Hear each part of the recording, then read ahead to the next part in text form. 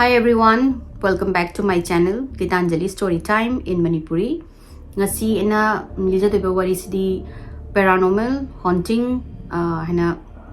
haidi yamna maming chatpa demon house aina ama laibani. Asigi demon house se Amazon Prime gi video da The House of Demon haina ama thokpani adudu sigi yum hujik moina aina lidoriba wari se asida laiba yum sigi gi matangda adegi moida lairamba mi singdugi matangda thokibagi wari ni mayamna yengningagadi free de nate wairaga yingbiba yagani moigi Amazon Prime de yawni aduga sigi yumse House of Demon haina su khangnei The Way to Hell haina su khangnei aduga The House of 200 Demons haina su maming laibani asigi kano se Indiana gi yumse maming laibani asigi yumsigi matangda lidoini ado sigi wari se lidri mamangda aina hainibadi believer amaga non believer ga madum lai ko haibadi lai lerba lai afaba lergadi lai phataba su lai haibase asi every time good or bad haje dum maning adum haidi kano hauna sani thopase aduduna khara manadi wari se tar matungda skeptical oiba rational ni skeptical ni lai thajade haba mi su mayam yawi moina su hai se thajade hai adoragasu witness laiba adegi witness police number witness oidoini government gi official khoigi mogi official mogi personal sing nasu khoigi government gi khoigi officer sing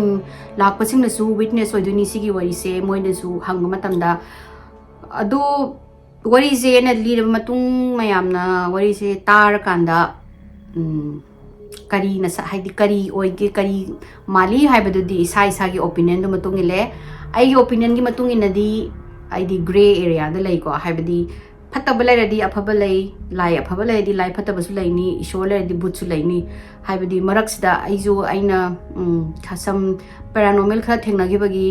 ai so ha ne yamna skeptical yana rational orame but I do believe now haidi something haidi koina unexplained to bangam da supernatural force ama lai haibase ai yam thajai adu wari se haurage aduga wari se taraga mayamna thajaba thajadawado adu isai gi opinion na ai haijarage adu wari se lijarage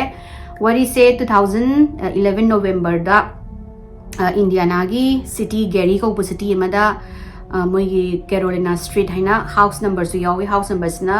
3860 Carolina Street in Gary Indiana da family manga ama bhara da hongjilaiba family sina Latoya Ammon saibane mabu he poiba mama Rosa Campbell masanupi sahi trying to suba ma masanupa ani maga masanupa ani sina amana sahi mapan amana sahi taret suba moi manga se hongjile ma se divorce tawraga mai nupa ga lemina de hai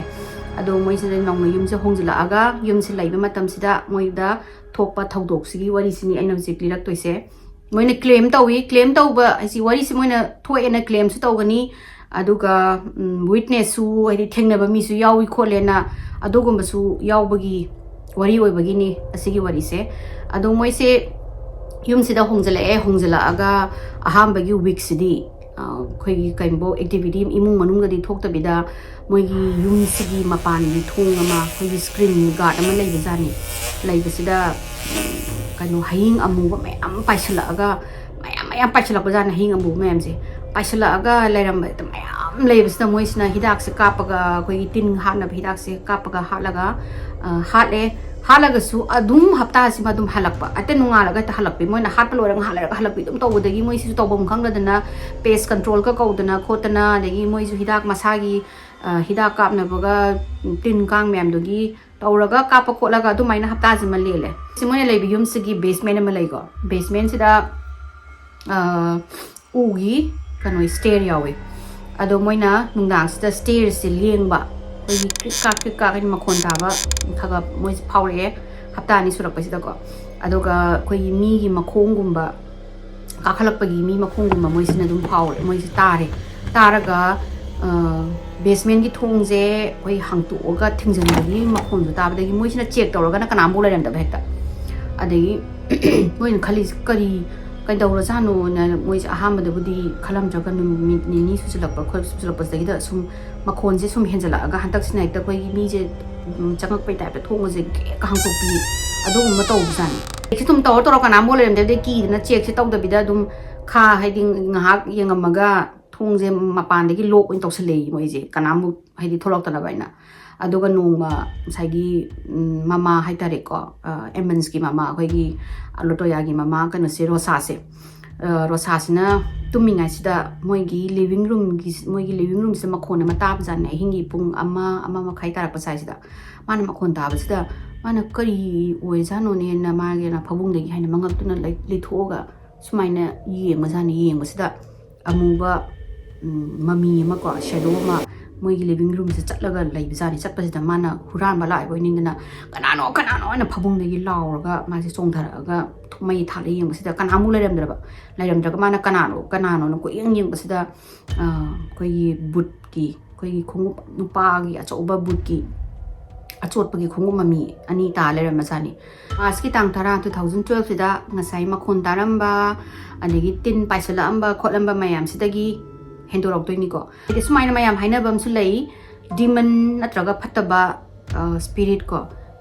ꯐꯠꯇꯕ ꯂꯥꯏꯁꯦ ꯊꯥꯖꯔꯒꯗꯤ ꯍꯦꯟꯅ ꯍꯥꯏꯗꯤ ꯂꯩꯔꯦ ꯍꯥꯏꯅ ꯀꯤꯕ ꯊꯥꯖꯕ ꯊꯃꯣꯏ ꯁꯣꯟꯊꯔꯒꯗꯤ ꯃꯣꯏꯅ ꯍꯦꯟꯅ ꯃꯣꯏꯒꯤ ꯄ꯭ꯔꯦꯖꯦꯟꯁꯁꯦ ꯐꯦꯜ ꯇꯧꯍꯟꯅꯕ ꯍꯥꯏꯗꯤ ꯃꯣꯏꯒꯤ ꯄ꯭ꯔꯦꯖꯦꯟꯁꯁꯦ ꯂꯩꯌꯦꯅ ꯈꯪꯍꯟꯅꯕꯅꯦ ꯍꯦꯟꯅ ꯑꯩꯈꯣꯏꯒꯤ ꯍꯦꯟꯖꯜꯂꯛꯄ ꯍꯥꯟꯅꯅ ꯐꯤꯖꯤꯀꯦꯜ ꯑꯣꯏꯔꯝꯗꯕꯗꯒꯤ ꯐꯤꯖꯤꯀꯦल ꯑꯣꯏꯁꯜꯂꯛꯄ ꯑꯗꯨꯒꯨꯝꯕ ꯌꯥꯝ ꯇꯧꯋꯦ ꯍꯥꯏꯅ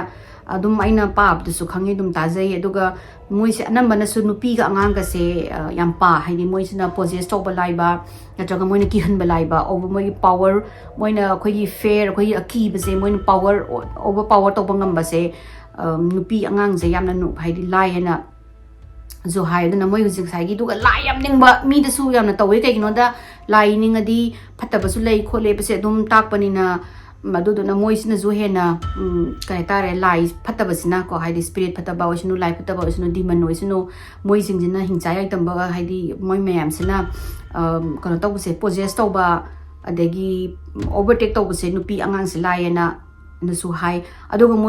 ꯃꯣꯏꯁꯨ ꯑꯉꯥꯡ ꯑꯍꯨꯝꯒ ꯅꯨꯄꯤ ꯉꯥꯛꯇꯅꯤ ꯃꯣꯏꯅ ꯂꯥꯛꯑꯒ ꯂꯩꯔꯤꯗꯨꯁꯨ ꯑꯗꯩ ꯃꯣꯏꯁꯨ ꯂꯥꯏ ꯌꯥꯝꯅ ꯅꯤꯡꯕ ꯆꯔꯆꯀ ꯌꯥꯝ ꯆꯠꯄ ꯃꯤꯁꯨ ꯑꯣꯏꯕꯖꯥꯠꯅꯤ ꯑꯣꯏꯕꯁꯤꯅ ꯉꯁꯥꯏ ꯃꯣꯏꯒꯤ ꯃꯌꯨꯝꯗ ꯃꯃꯤ ꯇꯥꯔꯝꯕ ꯃꯈꯣꯟ ꯃꯋꯥ ꯇꯥꯕꯗ ꯃꯣꯏꯁꯦ ꯈꯖꯤꯛꯇꯤ ꯊꯥꯖꯕ ꯁꯨꯝ ꯌꯨꯝꯁꯦ ꯀꯩꯅꯣꯝ ꯇꯧꯕ ꯃꯥꯜꯂꯤꯀꯣ ꯍꯥꯏꯕꯒꯤ ꯊꯥꯖꯕꯁꯦ ꯃꯣꯏꯁꯦ ꯍꯧꯔꯛꯄꯒꯤ ꯇꯥꯏꯃꯤꯡꯁꯦ ꯑꯣꯏꯗꯣꯏꯅꯦꯕ ꯃꯥꯔꯆꯀꯤ ꯇꯥꯡ 10 2012ꯀꯤꯁꯤꯗ ꯃꯣꯏꯁꯤꯅ ꯃꯣꯏꯒꯤ ꯐꯦꯃꯤꯂꯤꯒꯤ ꯃꯤ ꯑꯃ ꯂꯩꯇꯕꯁꯦ ꯃꯣꯏꯁꯤꯗꯗꯤ ꯄ꯭ꯔꯦꯌꯔ ꯇꯧꯕ ꯍꯥꯏꯅ ꯃꯣꯏ ꯀ꯭ꯂꯣꯁ ꯑꯣꯏꯕ ꯐꯦꯃꯤꯂꯤꯁꯤꯡꯁꯤꯅ ꯆꯠꯂꯒ ꯃꯣꯏ ꯃꯁꯦꯟ ꯑꯗꯨꯝ ꯉꯥꯏꯍꯥꯛ ꯐꯝꯃꯒ ꯈꯣꯠꯂꯒ ꯄ꯭ꯔꯦꯌꯔ ꯇꯧꯃꯤꯟꯅꯕ ꯑꯗꯒꯤ ꯃꯥꯒꯤ ꯃꯇꯥꯡꯗ ꯋꯥ ꯈꯔ ꯉꯥꯡꯕ ꯂꯩꯈꯤꯗꯕ ꯃꯤꯗꯨꯒꯤ ꯃꯇꯥꯡꯗ ꯑꯗꯨꯒꯨꯝꯕ ꯇꯧꯕ ꯅꯨꯃꯤꯠ ꯑꯣꯏꯕꯖꯥꯠꯅꯤ ꯑꯣꯏꯕꯁꯤꯗ ꯃꯣꯏ ꯐꯦꯃꯤꯂꯤꯁꯤꯡ ꯃꯣꯏ ꯔꯤꯂꯦꯇꯤꯚꯁꯀꯨꯝꯕ ꯃꯣꯏ ꯐ꯭ꯔꯦꯟड्स ꯑꯦꯟड ꯐꯦꯃꯤꯂꯤ ꯀꯧꯔꯒ ꯃꯣꯏꯅ ꯅꯨꯡꯗꯥꯡꯁꯤꯗ ꯁ꯭ꯂꯤꯞ ꯑꯣꯚꯔ ꯇꯧꯕꯒꯤ ꯅꯨꯄꯤ ꯃꯆꯥ ꯑꯉꯥꯡꯁꯤꯡꯁꯤꯗꯤ ꯁ꯭ꯂꯤꯞ ꯑꯣꯚꯔ ꯇꯧꯍꯜꯂꯁꯦꯅ ꯃꯣꯏꯉꯩ ꯐꯃꯨꯡꯗ ꯆꯪꯍꯟꯈ꯭ꯔꯒ ꯃꯣꯏꯁꯤꯡꯁꯤꯅ ꯄ꯭ꯔꯦꯌꯔ ꯇꯧꯔꯒ ꯗꯤꯅꯔ ꯆꯥꯕꯒꯤ ꯂꯩꯕ ꯇꯥꯏꯃꯤꯡꯁꯤꯗ ꯂꯇꯣꯌꯥꯁꯦ ꯃꯥꯁꯤꯅ ꯃꯥꯒꯤ ꯃꯆꯥꯅꯨꯄꯤꯒꯤ ꯉꯁꯥꯏꯒꯤ ꯀꯥꯁꯤꯗ ꯃꯣꯏ ꯑꯉꯥꯡꯉꯩꯁꯦ ꯇꯨꯝꯃꯕ꯭ꯔꯥ ꯌꯦꯡꯒꯦꯅ ꯆꯪꯕꯁꯤꯗ ꯃꯥꯁꯤꯅ ꯃꯅꯨꯡꯗꯒꯤ ꯂꯥꯎꯔꯛꯄꯖꯥꯠꯅꯤꯗ ꯂꯥꯎꯔꯛꯄꯗꯒꯤ ꯉꯁꯥꯏꯒꯤ ꯔꯣꯁꯥꯅꯦ ꯃꯣꯏꯒꯤ ꯂꯩꯃꯤꯟꯅꯕ ꯃꯤꯁꯤꯡꯗꯨꯁꯨ ꯃꯣꯏꯗꯒꯤ ꯑꯗꯨꯝ ꯆꯦꯟꯁꯤꯜꯂꯒ ꯌꯦꯡꯕꯁꯤꯗ ꯃꯆꯥꯅ ꯉꯁꯥꯏꯒꯤ ꯑꯉꯥꯡ ꯅꯨꯄꯤ ꯃꯆꯥ ꯆꯍꯤ 23 ꯁꯨꯕ ꯑꯉꯥꯡꯁꯦ ꯐꯃꯨꯡꯗꯒꯤ ꯄꯥꯏꯈꯠꯂꯛꯑꯒ ꯇꯨꯝꯅ ꯃꯃꯤꯠ ꯎꯏꯁꯜꯂꯒ ꯑꯟꯀꯣꯟꯁꯤꯌꯁ ꯑꯣꯏꯔꯒ ꯒ꯭ꯌꯥꯟ ꯇꯥꯗꯅ ꯐꯃꯨꯡꯁꯤꯒꯤ ꯁꯨꯃꯥꯏꯅ ꯄꯥꯏꯈꯠꯂꯛꯑꯒ ꯂꯩꯕꯁꯤꯗ ꯃꯣꯏꯁꯦ ꯍꯦꯛꯇ ꯈꯪꯗꯅ ꯃꯣꯏꯁꯦ ꯂꯥꯎꯗꯒꯤ ꯇꯧꯕꯗꯒꯤ ꯃꯣꯏꯁꯤꯅ ꯐꯝꯃꯒ ꯂꯥꯏ ꯈꯣꯏꯔꯝꯃꯒ ꯔꯣꯁꯥꯅꯦ ꯃꯣꯏ ꯃꯌꯥꯝꯁꯤꯅ ꯈꯣꯏꯔꯝꯃꯒ ꯏꯁꯣꯔꯗ ꯈꯣꯏꯔꯝꯃꯒ ꯑꯉꯥꯡꯁꯦ ꯑꯝꯇ ꯀꯨꯝꯊꯍꯜꯂꯣ ꯈꯣꯠꯂꯣ ꯀꯥꯏꯅ ꯃꯣꯏꯒꯤ ꯖꯤꯖꯁ ꯅꯨꯡꯉꯥꯏ ꯈꯣꯏꯔꯝꯃꯀꯥꯟꯗꯗꯤ ꯎꯆꯤꯟꯅ ꯃꯥꯁꯦ ꯃꯈꯥꯗ ꯀꯨꯝꯊꯔꯛꯑꯦ ꯑꯉꯥꯡꯁꯦ ꯐꯃꯨꯡꯗ ꯀꯨꯝꯊꯔꯀꯥꯟꯗ ꯒ꯭ꯌꯥꯟ ꯇꯥꯔꯀꯥꯟꯁꯤꯗ ꯍꯪꯕꯁꯤꯗ ꯑꯉꯥꯡꯁꯤꯗꯤ ꯒ꯭ꯌꯥꯟ ꯇꯥꯔꯝꯗ꯭ꯔꯦ ꯍꯥꯏꯗꯤ ꯃꯥꯗꯤ ꯈꯪꯉꯝꯗ꯭ꯔꯦꯕ ꯉꯁꯥꯏ ꯊꯣꯛꯏꯕ ꯊꯧꯗꯣꯛꯁꯦ ꯃꯉꯣꯟꯗ ꯀꯃꯥꯏꯅ ꯇꯧꯔꯤꯅꯣꯅ ꯃꯣꯏꯗ ꯂꯥꯛꯑꯝꯕ ꯃꯤꯁꯤꯡꯗꯨꯅ ꯍꯥꯏꯖꯦꯀꯣ ꯑꯩ ꯑꯃꯨꯛ ꯍꯟꯅ ꯍꯜꯂꯛꯑꯔꯣꯏꯅ ꯍꯥꯏꯔꯝꯃꯒ ꯂꯣꯏꯅꯃꯛ ꯑꯃꯨꯛ ꯍꯟꯅ ꯂꯥꯛꯑꯣ ꯌꯥꯈꯤꯗ꯭ꯔꯦ ꯍꯥꯏꯌꯦ ꯏꯃꯨꯡꯁꯤꯗ ꯑꯁꯤꯒꯤ ꯃꯇꯨꯡꯗꯒꯤ ꯃꯣꯏꯅ ꯈꯟꯅꯔꯦ ꯌꯨꯝꯁꯤꯗ ꯀꯩꯅꯣꯝꯗꯤ ꯂꯩꯔꯦ ꯄ꯭ꯔꯦꯖꯦꯟꯁ ꯑꯃꯗꯤ ꯂꯩꯔꯦ ꯀꯔꯤꯅꯣꯗꯤ ꯈꯪꯗꯦ ꯃꯣꯏꯁꯦ ꯐꯕ꯭ꯔꯥ ꯐꯠꯇꯕ꯭ꯔꯥ ꯀꯔꯤꯅೋ ꯚꯨꯠ ꯄ꯭ꯔꯦꯠꯂ ꯈꯪꯗꯦ ꯕꯠ ꯄ꯭ꯔꯦꯖꯦꯟꯁ ꯑꯃꯗꯤ ꯂꯩꯔꯦ ꯑꯗꯨꯒ ꯀꯔꯤꯅꯣꯗꯤ ꯈꯪꯗꯦ ꯕꯠ ꯋꯤ ꯗꯦꯐꯤꯅꯦꯠꯂꯤ ꯅꯤꯗ ꯍꯦꯜꯞ ꯍꯥꯏꯅ ꯃꯣꯏꯁꯦ ꯈꯟꯅꯔꯒ ꯃꯣꯏꯁꯦ ꯀꯅꯥꯅꯣꯝꯒꯤ ꯃꯇꯦꯡ ꯀꯅꯥꯅꯣꯝꯒꯤ ꯍꯥꯏꯗꯤ ꯕ꯭ꯂꯦꯁ ꯇꯧꯕꯤꯅꯕ ꯈꯣꯠꯅꯕ ꯑꯃ ꯗꯔꯀꯥꯔꯗꯤ ꯇꯥꯔꯦꯅ ꯃꯣꯏꯅ ꯆꯠꯄ ꯆꯔꯆꯇꯨꯗ ꯃꯣꯏꯅ ꯔꯤꯆ ꯑꯥꯎꯠ ꯇꯧꯔꯒ ꯃꯣꯏꯅ ꯍꯥꯏꯔꯤꯁꯦ ꯁꯨꯃꯥꯏꯅ ꯑꯩꯅ ꯑꯉꯥꯡ ꯍꯥꯏꯅ ꯐꯃꯨꯡꯗꯒꯤ ꯄꯥꯏꯈꯠꯄ ꯈꯣꯠꯄ ꯇꯧꯕ ꯈꯣꯠꯄ ꯑꯗꯒꯤ ꯕꯦꯁꯃꯦꯟꯗꯒꯤ ꯃꯈꯣꯟ ꯇꯥꯕ ꯑꯗꯨ ꯇꯧꯋꯦꯅ ꯃꯣꯏꯅ ꯑꯗꯨꯃꯥꯏꯅ ꯆꯔꯁꯤꯗ ꯍꯥꯏꯕꯗ ꯆꯔꯁꯤꯅ ꯍꯥꯏꯁꯦ ꯃꯣꯏ ꯃꯌꯨꯝꯁꯦ ꯑꯦꯃꯣꯅꯤꯌꯥꯒ ꯕ꯭ꯂꯤꯆ ꯀꯅ ꯁꯦꯡꯇꯣꯛꯑꯣ ꯁꯦꯡꯇꯣꯛꯄ ꯂꯣꯏꯔꯒ ꯊꯣꯡꯅꯥꯎꯁꯤꯡꯗꯣ ꯑꯩꯈꯣꯏꯒꯤ ꯑꯣꯏꯜ ꯑꯩꯈꯣꯏꯒꯤ ꯊꯥꯎꯅ ꯀ꯭ꯔꯣꯁ ꯌꯦꯛꯑꯒ ꯂꯣꯏ ꯊꯝꯃꯣ ꯑꯗꯨꯒ ꯑꯗꯨꯃꯥꯏꯅ ꯇꯧꯔꯒ ꯐꯅꯤꯅ ꯍꯥꯏꯕꯗꯒꯤ ꯃꯣꯏꯅ ꯃꯌꯨꯝ ꯍꯧꯖꯤꯛꯀꯤ ꯃꯣꯏꯒꯤ ꯃꯌꯨꯝꯁꯦ ꯑꯦꯃꯣꯅꯤꯌꯥꯒ ꯕ꯭ꯂꯤꯆ ꯀꯅ ꯁꯦꯡꯇꯣꯛꯇꯅ ꯇꯧꯔꯦ ꯑꯗꯒꯤ ꯑꯉꯥꯡꯁꯤꯡꯗꯨꯒꯤ ꯃꯈꯨꯠ ꯃꯈꯣꯡꯗꯒ ꯃꯌꯨꯝꯒꯤ ꯊꯣꯡꯅꯥꯎꯗꯒ ꯂꯣꯏꯅꯃꯛ ꯀ꯭ꯔꯣꯁꯀ ꯌꯦꯛꯑꯁꯨ ꯍꯧꯖꯤꯛꯀꯤ ꯃꯈꯣꯟ ꯇꯥꯕꯁꯤ ꯑꯗꯨꯝ ꯍꯧꯔꯛꯄ ꯃꯈꯣꯟꯁꯤ ꯇꯥꯕꯗꯒꯤ ꯃꯣꯏꯅ ꯁꯤꯗꯤ ꯀꯥꯟꯅꯗꯦ ꯀꯅꯥꯅꯣꯃ ꯑꯩꯈꯣꯏꯒꯤ ꯁꯥꯏꯀꯤꯛ ꯍꯥꯏꯇꯥꯔꯦꯅꯀꯣ ꯍꯥꯏꯗꯤ ꯂꯥꯏꯐꯥꯎ ꯐꯥꯎꯕ ꯄꯥꯔꯇꯤꯒꯨꯝꯕ ꯍꯥꯏꯇꯥꯔꯦ ꯀ꯭ꯂꯦꯕꯣꯌꯦꯟ ꯍꯥꯏ ꯃꯣꯏꯁꯤꯗ ꯃꯣꯏꯅ ꯀ꯭ꯂꯦꯕꯣꯌꯦꯟꯇꯅꯤ ꯀ꯭ꯂꯦꯕꯣꯌꯦꯟ ꯍꯥꯏꯕꯗꯤ ꯃꯥꯏꯕꯤꯒꯨꯝꯕ ꯑꯦꯛꯖꯦꯛ ꯑꯩꯈꯣꯏꯒꯤ ꯃꯥꯏꯕ ꯃꯥꯏꯕꯤꯒꯤ ꯃꯣꯏꯒꯤ ꯑꯗꯨꯒꯨꯝꯕ ꯂꯥꯏꯐꯥꯎ ꯐꯥꯎꯕ ꯐ꯭ꯌꯨꯆꯔ ꯌꯦꯡꯕ ꯉꯝꯕ ꯏꯚꯦꯟ ꯊꯧꯗꯣꯛ ꯊꯣꯛꯄ ꯌꯦꯡꯕ ꯉꯝꯕꯁꯤꯡꯁꯦ ꯃꯣꯏ ꯁꯤꯗ ꯀ꯭ꯂꯦꯕꯣꯌꯦꯟ ꯍꯥꯏꯀꯣ ꯁꯤ ꯃꯣꯏꯅ ꯀ꯭ꯂꯦꯕꯣꯌꯦꯟꯇꯅꯤ ꯀꯧꯔꯒ ꯃꯣꯏꯒꯤ ꯃꯌꯨꯝꯁꯦ ꯑꯃꯨꯛꯇꯪ ꯕ꯭ꯂꯦꯁ ꯇꯧꯕꯤꯌꯨ ꯈꯣꯠꯂꯨ ꯑꯩꯈꯣꯏꯅ ꯁꯨꯃꯥꯏꯅ ꯇꯧꯔꯦ ꯈꯣꯠꯂꯦ ꯌꯨꯝꯁꯦ ꯑꯦꯃꯣꯅꯤꯌꯥꯒ ꯕ꯭ꯂꯤꯆꯅ ꯁꯦꯡꯇꯣꯛꯑꯦ ꯀꯩꯀꯩ ꯌꯦꯛꯑꯦ ꯑꯗꯨ ꯑꯣꯏꯔꯒꯁꯨ ꯃꯈꯣꯟ ꯃꯋꯥ ꯇꯣꯛꯇꯦ ꯑꯉꯥꯡꯁꯤꯡꯁꯦ ꯄꯣꯖꯦꯁ ꯇꯧꯕ ꯍꯧꯕ ꯃꯥꯜꯂꯦ ꯈꯣꯠꯂꯦꯅ ꯃꯣꯏꯅ ꯇꯧꯔꯒ ꯀ꯭ꯂꯦꯕꯣꯌꯦꯟ ꯑꯅꯤ ꯑꯃ ꯍꯥꯔꯠ ꯃꯣꯏꯅ ꯅꯦꯛꯑꯒ ꯃꯣꯏ ꯉꯁꯥꯏꯒꯤ ꯑꯅꯤꯁꯤꯅ ꯂꯥꯛꯑꯒ ꯌꯨꯝꯁꯤꯗ ꯂꯣꯏꯅ ꯃꯣꯏꯅ ꯀ꯭ꯂꯤꯟꯁ ꯇꯧꯗꯅ ꯆꯦꯛ ꯇꯧꯗꯅ ꯌꯦꯡꯀꯥꯟꯁꯤꯗ ꯃꯣꯏꯅ ꯍꯥꯏꯁꯤ ꯅꯣꯏꯒꯤ ꯌꯨꯝꯁꯦ ꯗꯤꯃꯟ ꯆꯅꯤꯅ ꯑꯣꯀ꯭ꯌꯨꯄꯥꯏ ꯇꯧꯔꯒ ꯂꯩꯔꯦ ꯃꯦꯅꯤꯐꯦꯁ ꯇꯧꯔꯒ ꯂꯩꯔꯦ ꯑꯗꯨꯗꯨꯅ ꯅꯣꯏ ꯈ꯭ꯋꯥꯏꯗꯒꯤ ꯐꯕ ꯊꯕꯛ ꯍꯥꯏꯔꯒꯗꯤ ꯌꯨꯝꯁꯤꯗꯒꯤ ꯆꯠꯂꯣꯁꯤꯅꯦꯕ ꯑꯗ ꯃꯣꯏꯅ ꯍꯥꯏꯁꯦ ꯑꯩꯈꯣꯏꯗꯤ ꯍꯣꯡꯉꯛꯇ ꯉꯥꯏꯔꯤ ꯑꯩꯈꯣꯏ ꯗꯤꯄꯣꯖꯤꯠ ꯄꯤꯅꯕ ꯁꯤꯗꯗꯤ ꯌꯨꯝ ꯂꯩꯕꯁꯦ ꯃꯣꯏ ꯗꯤꯄꯣꯖꯤꯠ ꯄꯤꯗ ꯌꯥꯗꯦ ꯑꯗꯒꯤ ꯁꯦꯀ꯭ꯌꯨꯔꯤꯇꯤ ꯑꯩꯈꯣꯏꯒꯤ ꯕꯦꯛꯒ꯭ꯔꯥꯎꯟ ꯆꯦꯛ ꯇꯧꯕ ꯈꯣꯠꯄ ꯑꯗꯨꯒꯨꯝꯕ ꯃꯌꯥꯝꯗꯣ ꯄꯩꯁꯥ ꯆꯪꯕꯅꯤꯅ ꯑꯗꯨꯒ ꯃꯣꯏꯁꯨ ꯁꯤꯡꯒꯜ ꯃꯥꯗꯔꯅ ꯌꯣꯛꯄꯅꯤꯅ ꯃꯥꯁꯨ ꯄꯩꯁꯥꯗꯣ ꯀꯌꯥ marang kaida bani mana paisadi yum hujik hongbagi paisadi laitri duga deposit pinus laitri other kaidau sige na hai bisda ngasai moi anis na hai je ador gadi noina hujiki basement da anamba activity yam thoi se sigi mafam sida nangi altar haina koi gi lai gi koi gi lai sam macha ma sabiraga lai ma latlo aduduga nangna sage na ina haina wari mamang na so hai ga moi gi lai gi ni tan thokna bane na koi gi kanogi khoi maitai ro da haragana khoi jule kham gi type ma lei ma khu thokpa ma adugo ma do thado o adegi haina aduga lai je bible thamu kholo na adumaina adu tawraga yengo na hai bidi ngai gi mamam cha se rosane lai kano ne latoya ne rosane moi ani sina Jesus ne Joseph ne Mary ne ma moi gi statue leiruraga moi gi murti da thambire adagi Bible ga hangtokna khotna tawraga moina Bible ga se pa dana khotna hojiki sage ka do thadokna mai khus na hekta moi mai makha ji chor go hon bangam di moina mai khu ga sulfur haina aduduga moina kan tawsida loina longthokpa sulfur na manam yam kanba koi chemical ma pot ama leibido adu sindu na moi sai thokpa jani sai thok akanda moi sina ajana lai ga se thamamaga chalaga numit humni di hujiki tawbasina kaimbok haidi activity am tamakon mata di hai numit humni gi matung sida di hekta ngasai gi kaim tawde hairambado moi is worse oidineba moi they want to get the worst of this demon and hai moina demon je gi khoidagi worst of moi thengna doini angang ahum je demon jina possess tawba hawra sani possess tawba hawbasida moina tawbase moi gi makhon gi je change ka tawraga adagi angang jingje koi evil smile ga tawraga no mama da mabok ta no tanaga leibi yenga ga leibi aduga man moi manau pa gi makhri ga mayam atomba sina ju hena possess tawba hele hai atomba je hekta makhri ga met pi tawba aduga machi ga se koi ta koi gi phuba khopa tawdana machi ga se koi gi makhri ga metlaga do you know what it's like to be killed kainaga haidai haidi nang sibai je kamai tawai nang khangbra kainaga tawdana khotana yam tawrab jani imung sida aduga ngasai gi mama ju su lai sina possess tawrab jani ma ju possess tawba se mana haibasi mangon de adu konna laitraga na mana haisi makok ngauraga masasi yam sai na hai jigi kano sina demon sina possess tawba matam se angang jinga je khoi mamit ka jing ngorong ngorong ong khataga tamadi mamit ka je pom thoga voice ka je growl ga tawdana khotana tawba hawri hai Adaga atumbasina project nupa amaga wari dum sana lay angang nupa amsa amga kan ambong ubusu udaba amga wari saraga sagi angang jina harise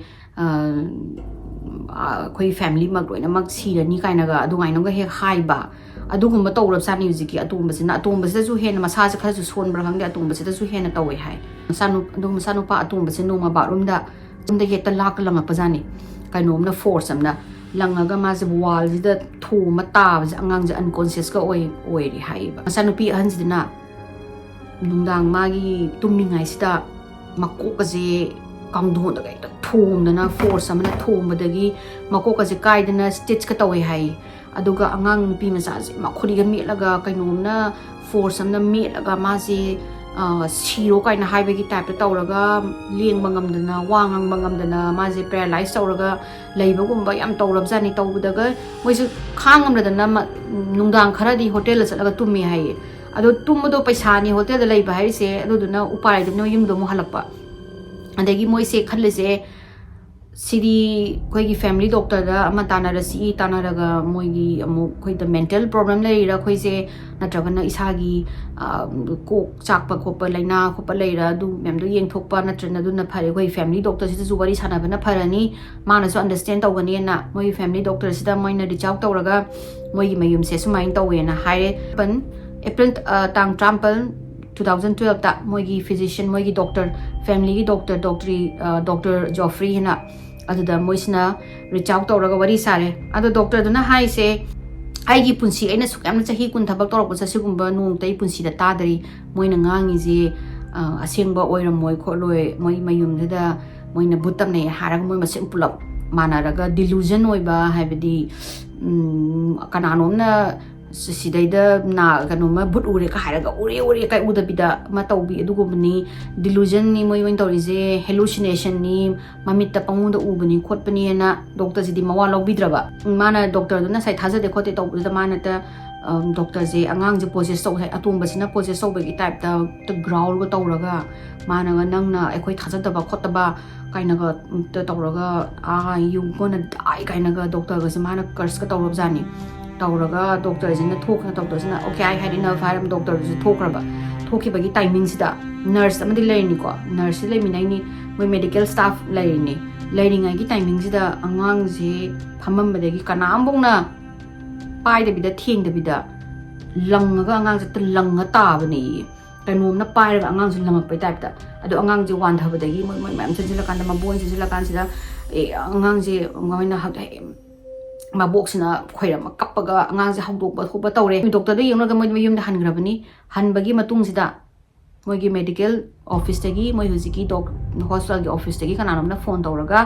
moigi mayum se amtang ni check tawru su khoro su angang saina wan thai khothai adum tang ni check tawbiyo moi do angang neglect tawma mali kholi dawena kanam ani moi phone tawram dagi police personnel moi tare ni pan la aga sai angang ahumje moi ahumje puraga doctor da check tawna banena pura bajani puraga leiringai sida angang amadudi ayuki nungdang da pubi bajani da amad ato ahandudi kem tawdi hain pam sa ahandudi sahi ni pam sahi mapan subudo aduga sahi tare subase ta laudana kaudana kaptana khongdana tawbadagi moi mi manga changi moi manga na changaga angang je haidi mana law ko ba mena phana phonab da ma je pharaga gyan ta hana phonab da mi manga changaga angang macha apik pado doki matek magi haidi pangan magi kan bado yamna mi manga changaga maje namdhai hai bai di ngang do gyan tarak na phonab da ngang do moina phadana khotna moi manga na pha ba khotpa tawna tawringa gi manung sida moigi office tagi mi amana moigi child protective service DCS hana su khangna ba ama department haina lais taida angang se karigumba mama gi negligence ni khangde mama dana fit oidragadi moina kano the foster care na traga moi protective under the moi protection gi under the angang singse moina thamba adugumba department am lei US ki adu phone tawle me moina hari se mama duna saigi mental illness naraga mako bhai chak aga lai ure but ure tin ka hoigi butam nare khole haraga angang singduna do oina I hapaga moina hadi angang sing mama do perform tawri ni sini moina ngasai gi possess tawba tawri sing do angang sing do gi acting atamali aduduna angang sing je amta yengula o ꯑꯗꯨꯗꯨꯒ ꯃꯣꯏꯁꯦ ꯃꯈꯥ ꯇꯥꯅ investigation ꯇꯧꯅꯕꯅ phone ꯇꯧꯕꯗꯒꯤ ꯃꯣꯏꯒꯤ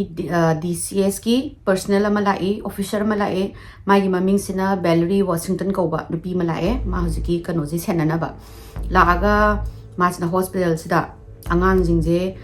ꯃꯣꯏꯅ interview ꯇꯧꯕꯒꯤ ꯂꯩꯔꯤꯉꯩꯁꯤꯗ ꯃꯃꯥꯗꯤ ꯌꯥꯎꯗꯕꯤꯗ ꯃꯃꯥꯗꯨꯗꯤ ꯃꯣꯏꯅ ꯁꯨꯝ ꯅꯥꯀꯟꯗ ꯃꯥꯒꯤ ꯃꯦꯟꯇꯦꯜ ꯏꯜꯅꯦꯁ ꯂꯩꯕ꯭ꯔꯥ ꯈꯣꯠꯄ꯭ꯔꯥ ꯌꯦꯡꯕꯒꯤ ꯄꯨꯈ꯭ꯔꯦ ꯗꯣꯛꯇꯔꯅ ꯄꯨꯔꯒ ꯃꯕꯣꯛꯁꯤꯒ ꯂꯩꯍꯧꯔꯤꯅꯤꯀꯣ ꯃꯕꯣꯛꯁꯤꯒ ꯑꯉꯥꯡ ꯅꯨꯄꯥ ꯃꯆꯥ ꯑꯅꯤꯁꯤꯒ ꯃꯣꯏꯉꯩꯅꯤ ꯂꯩꯍꯧꯔꯤꯁꯦ ꯂꯩꯔꯤꯉꯩ ꯇꯥꯏꯃꯤꯡꯁꯤꯗ ꯕꯦꯂꯔꯤꯁꯤꯅ ꯃꯣꯏꯒꯤꯗꯨꯗ ꯅꯔꯁ ꯑꯃ ꯀꯧꯏ ꯅꯔꯁꯁꯤꯅ ꯋꯤꯂꯤ ꯂꯤ ꯋꯣꯜꯀꯔ ꯍꯥꯏꯅ ꯀꯧꯕ ꯅꯔꯁꯀ ꯃꯣꯏꯉꯩꯁꯦ ꯂꯩꯔꯒ ꯏꯟꯇꯔꯚ꯭ꯌꯨ ꯂꯧꯔꯤꯉꯩꯁꯤꯗ ꯑꯉꯥꯡ ꯑꯇꯣꯝꯕꯁꯦ ꯁꯤꯁꯤꯅ ꯃꯃꯤꯠꯁꯦ ꯀꯩꯅꯣꯗ ꯑꯩꯈꯣꯏꯒꯤ ꯉꯣꯔꯣꯡ ꯉꯣꯔꯣꯡ ꯑꯣꯟꯈꯠꯂꯛꯑꯒ ꯑꯃꯨꯕꯁꯦ ꯑꯝꯇ ꯎꯗ꯭ꯔꯦꯌꯦ ꯑꯉꯥꯡꯗꯨꯒꯤ ꯃꯃꯤꯠꯁꯦ ꯖꯁ ꯃꯥꯒꯤ ꯋꯥꯏꯠ ꯄꯥꯔꯠꯇꯣ ꯎꯔꯒ ꯒ꯭ꯔꯥꯎꯜ ꯇꯧꯔꯒ ꯍꯦꯛꯇ ꯃꯈꯣꯟꯒꯁꯦ ꯗꯤꯄꯟ ꯇꯧꯔꯒ ꯑꯉꯥꯡ ꯍꯧꯖꯤꯛ ꯗꯤꯞ ꯑꯣꯏꯔꯒ ꯃꯥꯒꯤ ꯃꯈꯣꯟ ꯅꯠꯇꯕ ꯗꯤꯃꯣꯅꯤꯛꯀꯤ ꯃꯈꯣꯟꯁꯨ ꯃꯥꯜꯂꯦ ꯍꯥꯏ ꯃꯣꯏꯅ ꯍꯥꯏꯕꯗꯣ ꯍꯧꯖꯤꯛꯀꯤ ꯅꯨꯄꯤꯁꯤꯅ ꯃꯥꯒꯤ ꯔꯤꯄꯣꯔꯠꯇ ꯏꯔꯒ ꯊꯥꯒꯠꯇꯣꯏꯅꯤꯀꯣ ꯃꯥꯅ ꯏꯕ ꯂꯥꯛꯏꯅꯤꯀꯣ ꯑꯉꯥꯡꯒꯤ ꯏꯟꯇꯔꯚ꯭ꯌꯨ ꯂꯧꯔꯒ ꯃꯥꯒꯤ ꯔꯤꯄꯣꯔꯠꯇꯨꯗ ꯏꯔꯝꯃꯤꯅꯦꯕ ꯍꯧꯖꯤꯛꯀꯤ ꯑꯉꯥꯡꯁꯤꯅ ꯑꯁꯨꯃꯥꯏꯅ ꯇꯧꯔꯒ ꯃꯌꯥꯝꯕꯁꯤꯒꯤ ꯃꯃꯤꯠꯁꯤꯗ ꯌꯦꯡꯉꯒ ꯃꯥꯅ ꯃꯣꯏꯅ ꯈꯪꯕ꯭ꯔꯥ ꯌꯣꯅ ꯍꯥꯏꯔꯒ ꯍꯥꯏꯗꯤ ꯅꯪꯁꯦ ꯑꯩꯅ ꯍꯥꯠꯇꯣꯏꯅꯦꯅ ꯍꯥꯏꯔꯒ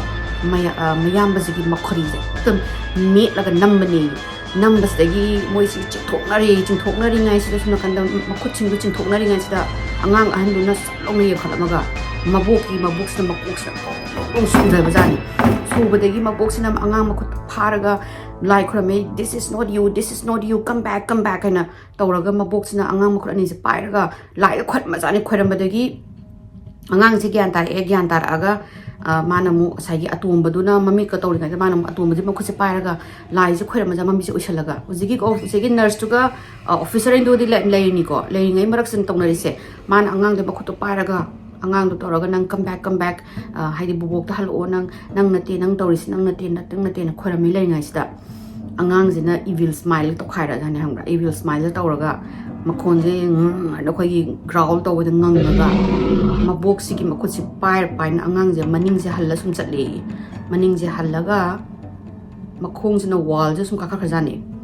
ꯁꯨꯝ ꯍꯥꯏꯗꯤ ꯃꯕꯣꯛꯀꯤ ꯃꯈꯨꯠꯇꯣ ꯄꯥꯏꯔꯒꯅꯤꯀꯣ ꯅꯣꯛꯑꯒꯅꯤꯀꯣ ꯃꯥꯅ ꯇꯧꯔꯤꯗꯣ ꯏꯚꯤꯜ ꯁ꯭ꯃꯥꯏꯜ ꯇꯧꯔꯒ ꯃꯈꯣꯡꯁꯤꯅ ꯃꯅꯤꯡꯁꯦ ꯍꯜꯂꯒ ꯁꯨꯝ ꯀꯥꯈꯠꯈ꯭ꯔꯒ ꯁꯤꯂꯤꯡ ꯃꯊꯛꯇꯐꯥꯎ ꯑꯉꯥꯡꯁꯤ ꯃꯈꯣꯡꯁꯤꯅ ꯃꯕꯣꯛꯀꯤ ꯃꯈꯨꯠꯁꯦ ꯄꯥꯏꯅ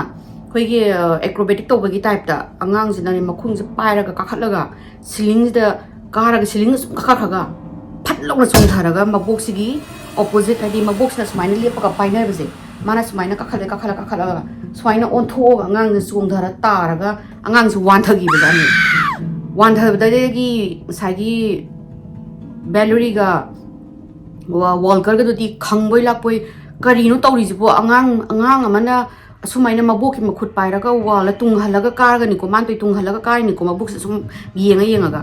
ꯀꯥꯔꯒ ꯁꯤꯂꯤꯡ ꯃꯊꯛꯄꯣ ꯃꯈꯣꯡꯗꯨꯅ ꯀꯥꯈꯠꯂꯒ ꯆꯣꯡꯊꯔꯒ ꯂꯦꯞꯄꯒ ꯂꯩꯔꯝꯃꯤ ꯑꯗꯨꯒ ꯑꯉꯥꯡꯗꯣ ꯋꯥꯟꯊꯒꯦ ꯇꯧꯕꯗꯒꯤ ꯃꯣꯏꯁꯨ ꯀꯤꯗꯅ ꯔꯨꯝꯁꯤꯗꯒꯤ ꯆꯦꯟꯊꯣꯔꯛꯑꯕꯖꯥꯠꯅꯤ ꯉꯁꯥꯏꯒꯤ ꯀꯩꯅꯣꯁꯤꯁꯨ ꯉꯁꯥꯏꯒꯤ ꯑꯣꯐꯤꯁꯔꯗꯨꯒ ꯅꯔꯁꯇꯨꯒ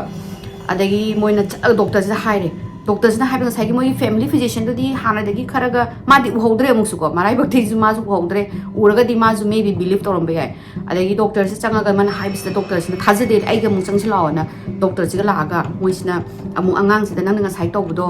ꯑꯗꯨ ꯑꯃꯨꯛꯀ ꯇꯧꯒꯦꯔꯥ ꯑꯩꯈꯣꯏ ꯃꯥꯡꯗ ꯇꯧꯕꯁꯤꯗ ꯑꯉꯥꯡꯁꯤꯅ ꯑꯩ ꯀꯩꯗꯧꯈ꯭ꯔꯒꯦꯅ ꯑꯉꯥꯡꯁꯤ ꯒ꯭ꯌꯥꯟ ꯇꯥꯔꯒ ꯂꯩꯔꯝꯃꯦ ꯑꯩ ꯀꯩꯗꯧꯈ꯭ꯔꯒꯦ ꯑꯩ ꯀꯩꯝ ꯇꯧꯗꯦꯅ ꯍꯥꯟꯅ ꯀꯩꯝꯕꯨ ꯒ꯭ꯌꯥꯟ ꯇꯥꯔꯝꯗ꯭ꯔꯦ ꯑꯉꯥꯡꯁꯦ ꯑꯗꯣ ꯗꯣꯛꯇꯔꯗꯨꯅꯗꯤ ꯑꯉꯥꯡꯗꯨꯁꯨ ꯃꯦꯟꯇꯦꯜ ꯏꯜꯅꯦꯁꯒꯨꯝꯕ ꯑꯃ ꯇꯧꯔꯤꯅꯤ ꯄꯔꯐꯣꯔꯃꯦꯟꯁ ꯇꯧꯔꯤꯅꯦꯅ ꯇꯧꯍꯧꯔꯤ ꯃꯣꯏꯁꯨ ꯚꯤꯗꯤꯑꯣ ꯔꯦꯀꯣꯔꯗꯤꯡ ꯑꯗꯣ ꯌꯥꯎꯍꯧꯗ꯭ꯔꯦ ꯖꯁ ꯑꯉꯥꯡꯗꯣ ꯏꯟꯇꯔꯚ꯭ꯌꯨ ꯂꯧꯕꯒꯤꯅ ꯐꯝꯃꯨꯕꯗꯨꯅ ꯑꯗꯨꯒ ꯃꯥꯅ ꯄꯨꯂꯤꯁꯇ ꯍꯥꯏꯔꯦ ꯑꯁꯤ ꯑꯩꯒꯤ ꯔꯤꯄꯣꯔꯠꯅꯤ ꯁꯨꯃꯥꯏꯅ ꯑꯉꯥꯡꯁꯦ ꯁꯨꯃꯥꯏꯅ ꯇꯧꯔꯒ ꯃꯃꯤꯠꯀꯗꯣ ꯂꯣꯏꯅ ꯉꯣꯔꯣꯡ ꯑꯣꯟꯈꯠꯈꯤ ꯑꯗꯨꯒ ꯃꯃꯤꯠꯇꯣ ꯍꯥꯏꯗꯤ ꯃꯃꯤꯠꯇꯣ ꯆꯣꯡꯊꯣꯛꯄꯗꯧꯅ ꯇꯧꯔꯤ ꯑꯗꯨ ꯃꯕꯣꯛꯀꯤ ꯃꯈꯨꯠ ꯄꯥꯏꯔꯒ ꯃꯅꯤꯡ ꯍꯜꯂꯒ ꯋꯥꯜꯗꯣ ꯀꯥꯈꯠꯈꯤ ꯑꯗꯨꯗꯨꯒ ꯁꯤꯂꯤꯡꯗꯕꯨ ꯃꯈꯣꯡꯗ ꯆꯞ ꯌꯨꯡꯅꯅ ꯂꯦꯞꯄꯒ ꯂꯩꯔꯝꯃꯤ ꯑꯗꯨꯗꯨꯒ ꯆꯣꯡꯊꯔꯒ ꯇꯧꯏ ꯈꯣꯠꯂꯤꯅ ꯃꯥꯅ ꯑꯗꯨꯃꯥꯏꯅ ꯔꯤꯄꯣꯔꯠ ꯄꯤꯕꯁꯤꯗ ꯄꯨꯂꯤꯁꯅ ꯍꯥꯏꯔꯤꯁꯦ ꯃꯥꯅ ꯇꯧꯔꯤꯗो ꯑꯦꯀ꯭ꯔꯣꯕꯦꯇꯤꯛꯀꯤ ꯇ꯭ꯔꯤꯛꯁ ꯃꯥꯟꯕ꯭ꯔꯥ ꯈꯣꯠꯄ꯭ꯔꯥ ꯀꯥꯏ ꯃꯣꯏꯁꯦ ꯊꯥꯖꯗꯕ ꯇꯥꯏꯝꯅ ꯑꯉꯥꯡ ꯃꯆꯥꯗꯨꯅ ꯑꯗꯨꯃꯥꯏꯅ ꯇꯧꯅꯤ